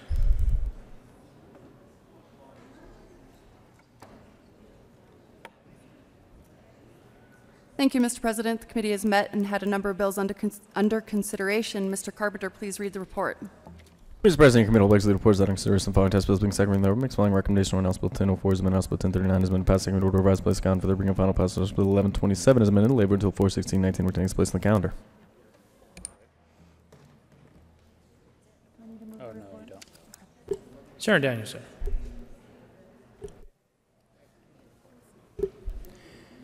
Committee reports.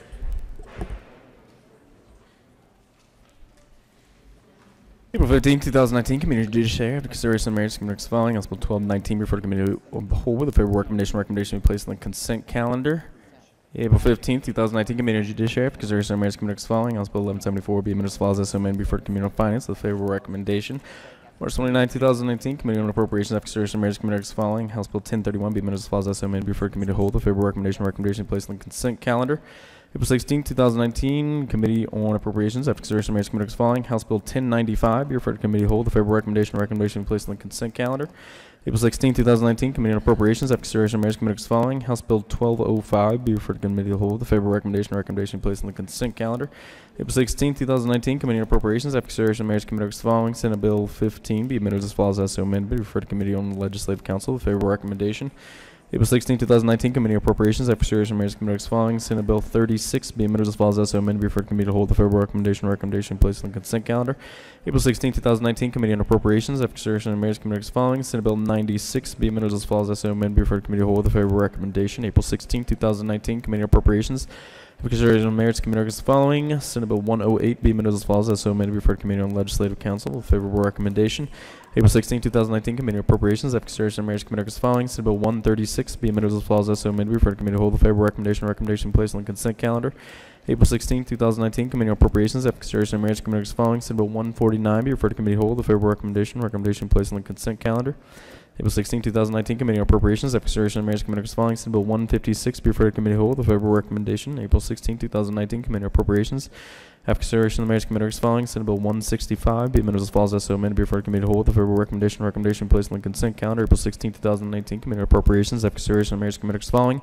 Senate Bill 173 be amended as follows as so amended be referred to Committee of the Whole with a favorable recommendation. April 16, 2019, Committee on Appropriations, after consideration of the marriage committee as the following. Senate Bill 175 be amended as follows as so amended be referred to Committee of the Whole with a favorable recommendation placed on the consent calendar. April 16, 2019, Committee on Appropriations, after consideration of the marriage committee as following. Senate Bill 176 be amended as follows as so amended be referred to Committee of the Whole with a favorable recommendation placed on the consent calendar. April 16, 2019, Committee on Appropriations, after consideration of the marriage committee as following. Senate Bill 180 be amended as follows as so amended be referred to Committee of the Whole with a favorable recommendation. April 16, 2019, Committee on Appropriations, after consideration of the marriage committee as following.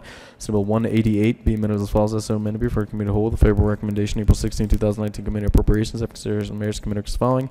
Senate Bill 190 be amended as follows as so amended be referred to Committee of the Whole with a favorable recommendation placed on the consent calendar. April 16, 2019, Committee on Appropriations, after consideration of the merits. The committee recommends the following. Senate Bill 191 be referred to Committee of the Whole with a favorable recommendation. April 16, 2019, Committee on Appropriations, after consideration of merits. Committee as following. Senate Bill 198 be amended as follows as so amended be referred to Committee of the Whole with a favorable recommendation. April 16, 2019, Committee on Appropriations, after consideration of the marriage committee as following. Senate Bill 205 be amended as follows as so amended be referred to Committee of the Whole with a favorable recommendation placed on consent calendar. April 16, 2019, Committee on Appropriations, after consideration of the marriage committee as following.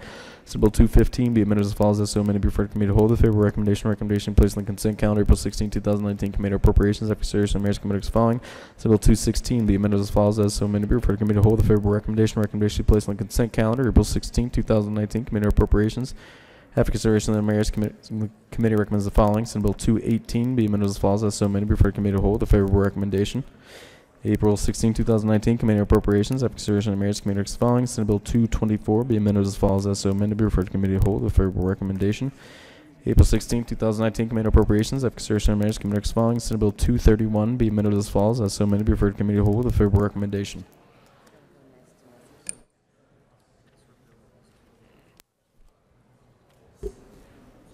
Message from the Governor. April 4th, 2019, to the Honorable Colorado Senate.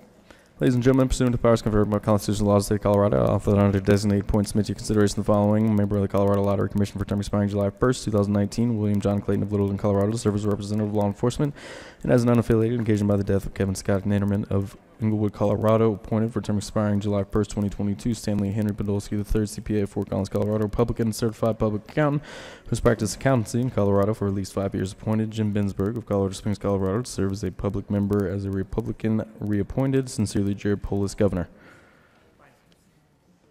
Finance. March 19, 2019, the Honorable Colorado Senate. Ladies and gentlemen, pursuant to the powers conferred upon by the constitutional laws of the state of Colorado, I have the honor to designate points submitted for consideration the following. Member of the Colorado Limited Gaming Control Commission for term expiring July 1st, 2021.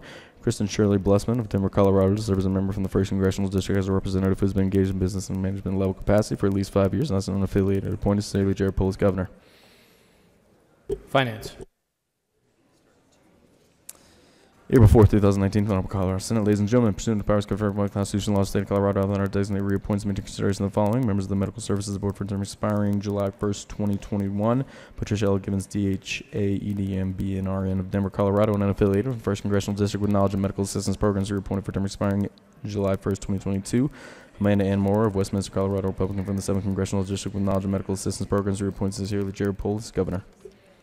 Health and Human Services. March 27, 2019, to the Honorable Colorado Senate. Ladies and gentlemen, pursuant to the powers conferred by the Constitution and laws of the State of Colorado, I have the honor to designate, appoint, reappoint, and submit to consideration the following members of the Juvenile Parole Board. For terms expiring November 15, 2021, Kim Branham of Thornton, Colorado, to serve as a representative of the Colorado Department of Public Safety. Appointed Kay Lynn Hodson-Pyler of Montrose, Colorado, to serve as a public at-large member from the Western Slope. Appointed Bradford Lewis Geiger of Highlands Ranch, Colorado, to serve as a public member. Appointed James A. Newby, MALPCCWDP of Aurora, Colorado, to serve as a representative from the Colorado Department of Labor and Employment. Appointed Heidi Hessel-Cliff in Colorado, to serve as a public member not employed by the State of Colorado. Appointed for terms expiring November 15th, 2022. Gretchen Jamie Russo, RNBS and JD of Denver, Colorado, to serve as a representative from the Colorado Department of Human Services. Reappointed Rachel Victoria Levendahl of Westminster, Colorado, to serve as a representative of the Colorado Department of Education. Reappointed Margaret Brewington Wright, PhD, MFA, Pueblo, Colorado, to serve as a public member not employed by state government. Reappointed Michael Anthony Rodriguez of Aurora, Colorado, to serve as a public member not employed by state government. Appointed Cecilia Jared Polis governor. Judiciary. April 4th, 2019, to the Honorable Colorado Senate. Ladies and gentlemen, pursuant to the powers conferred by the Constitution and laws of the State of Colorado, I have the honor to designate appoints submit to consideration the following: members of the Colorado Racing Commission for term expiring July 1st, 2020, Justin Scott Estes of Gibson, Colorado, Republican from the 3rd Congressional District, who was previously appointed as a registered elector of the state to now serve as a representative of the racing industry. Appointed for term expiring July 1st, 2022, Sandra June Bowen of Idledale, Colorado, a Democrat from the 2nd Congressional District, to serve as a registered elector of the state. Appointed Cecilia Jared Polis governor. Finance. Message from the House. The House has passed on third reading and transmitted the rise of statutes. House Bill 1228, 1307, 1290. The House has passed on third reading and transmitted the rise of statutes. House Bill 1285, 1291, 1301, 1013, 1088, 1110, 1120, 1122, 1132, 1133, 1134, 1171, 1184, 1187, 1257, 1258, 1247, 1250, 1262, 1289, 1265, 1255, 1188, 1202, 1216, 1233, 1261. The minute is printed in the House Journal, April 2nd, April 12th, 2019. The House has voted to concurrence in amendments on House Bill 1207, 1030, 1208, 1023, 1092, 1220, 1232, and as repassed, the bills are so amended. The House has adopted the first majority report of the First Conference Committee on House Bill 1131, is printed in the House Journal, April 11, 2019. As repassed, the bills so amended. The House has adopted the first report of the First Conference Committee on House Bill 1170, is printed in the House Journal, April 12, 2019. As repassed, the bill is amended. The House has adopted the first report of the First Conference Committee on Senate Bill 214, is printed in the House Journal, April 15, 2019. As repassed, the bill is so amended. The bill is returned herewith. The House has adopted the first report of the First Conference Committee on Senate Bill 208, is printed in the House Journal, April 15, 2019. As repassed, the bill is so amended. The bill is returned herewith. Message from the Reviser. We herewith transmit without comment House Bill 1228, 1290, and 1307 without comment as amended. House Bill 1013, 1088, 1110, 1120, 1122, 1132, 1133, 1134, 1171, 1184, 1187, 1188, 1202, 1216, 1233, 1247, 1250, 1255, 1257, 1258, 1261, 1262, 1265, 1285, 1289, 1291, and 1301. Signing the bills. The President signs Senate Bill 144. Conference committees to report. First report on First Conference Committee on Senate Bill 208. This report amends the revised bill to the President of the Senate and Speaker of the House of Representatives. Your First Conference Committee appointed on Senate Bill 208 concerning a transfer of money from the State Employee Reserve Fund to the General Fund has met and reports that it has agreed upon the following. One, that the Senate accede to House amendments made to the bill as the amendments appear in the revised bill with the following changes to that. Under the authority granted the committee to consider matters not at issue between the two houses, the following amendments be recommended. Respectfully is submitted. Senate Committee Senators Moreno, Zenzinger, and Rankin. House Committee Representatives Escar, Hansen, and Ransom. First report on First Conference Committee on Senate Bill 214. This report adopts the revised bill to the President of the Senate and Speaker of the House of Representatives. Your First Conference Committee appointed on Senate Bill 214 concerning capital-related transfers of money has been reports that it has agreed upon the following: that the Senate accede to House amendments made to the bill and the revised bill will be adopted without change. Respectfully submitted. Senate Committee Senators Moreno, Zenzinger, and Rankin. House Committee Representatives Escar, Hansen, and Ransom.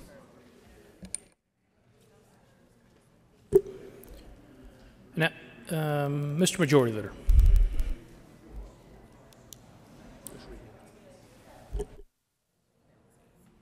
Announcements.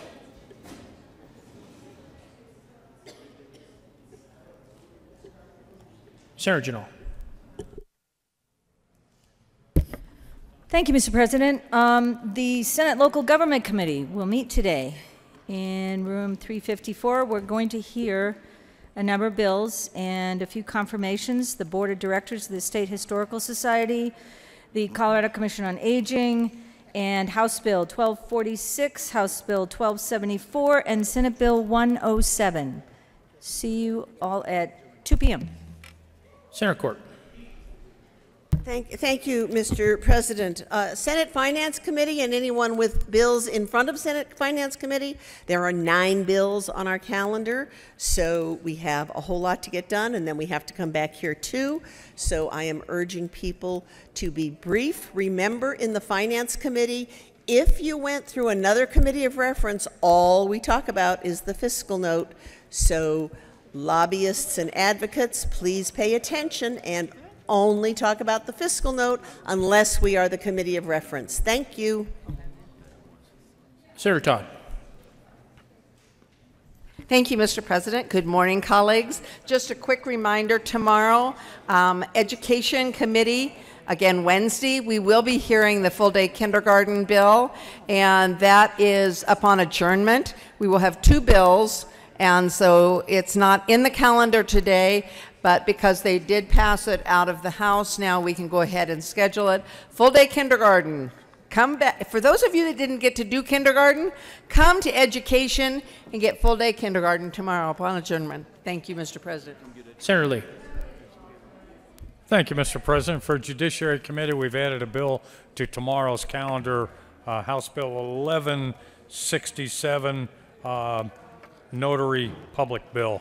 Tomorrow, Judiciary. Senator Cook. Thank you, Mr. President. Tomorrow is Colorado Golf Alliance Day here at the Capitol from 7:30 to 9. Breakfast and coffee will be served. So come join and meet PGA professionals, amateurs, superintendents, and club managers. And if you like me, pick up some tips to improve your game. So thank you. Further announcements. Seeing none, Mr. Majority Leader. Thank you, Mr. President. Members, for those who are kosher, or just like this time of year, there is some matzah in the back of the chamber. Please help yourself. Thank you to the folks who donated that to us. Feel free to help yourself. Maybe you will even want to grab a box for dinner tonight, because we will probably be here. So it's really good with a little peanut butter on it, if you've never had that before. Or gefilte fish for the members of the tribe who are familiar. However, members, we will be breaking for lunch and going to committee. We will be coming back to the floor after committee to finish up our work. We will meet around 15 minutes or so after the final committee is done, but we are going to recess until 4 p.m., which is wishful thinking. It will probably be after 4 p.m. But listen for a call, but the earliest we could come back would be 4 p.m. It'll likely be after that, given the workload for the committees. Mr. President, with that, I move the Senate stand in recess until 4 p.m. today. You have heard the motion. All those in favor say aye. All those opposed, no. The ayes have it, and the Senate will stand in a recess until 1600 today.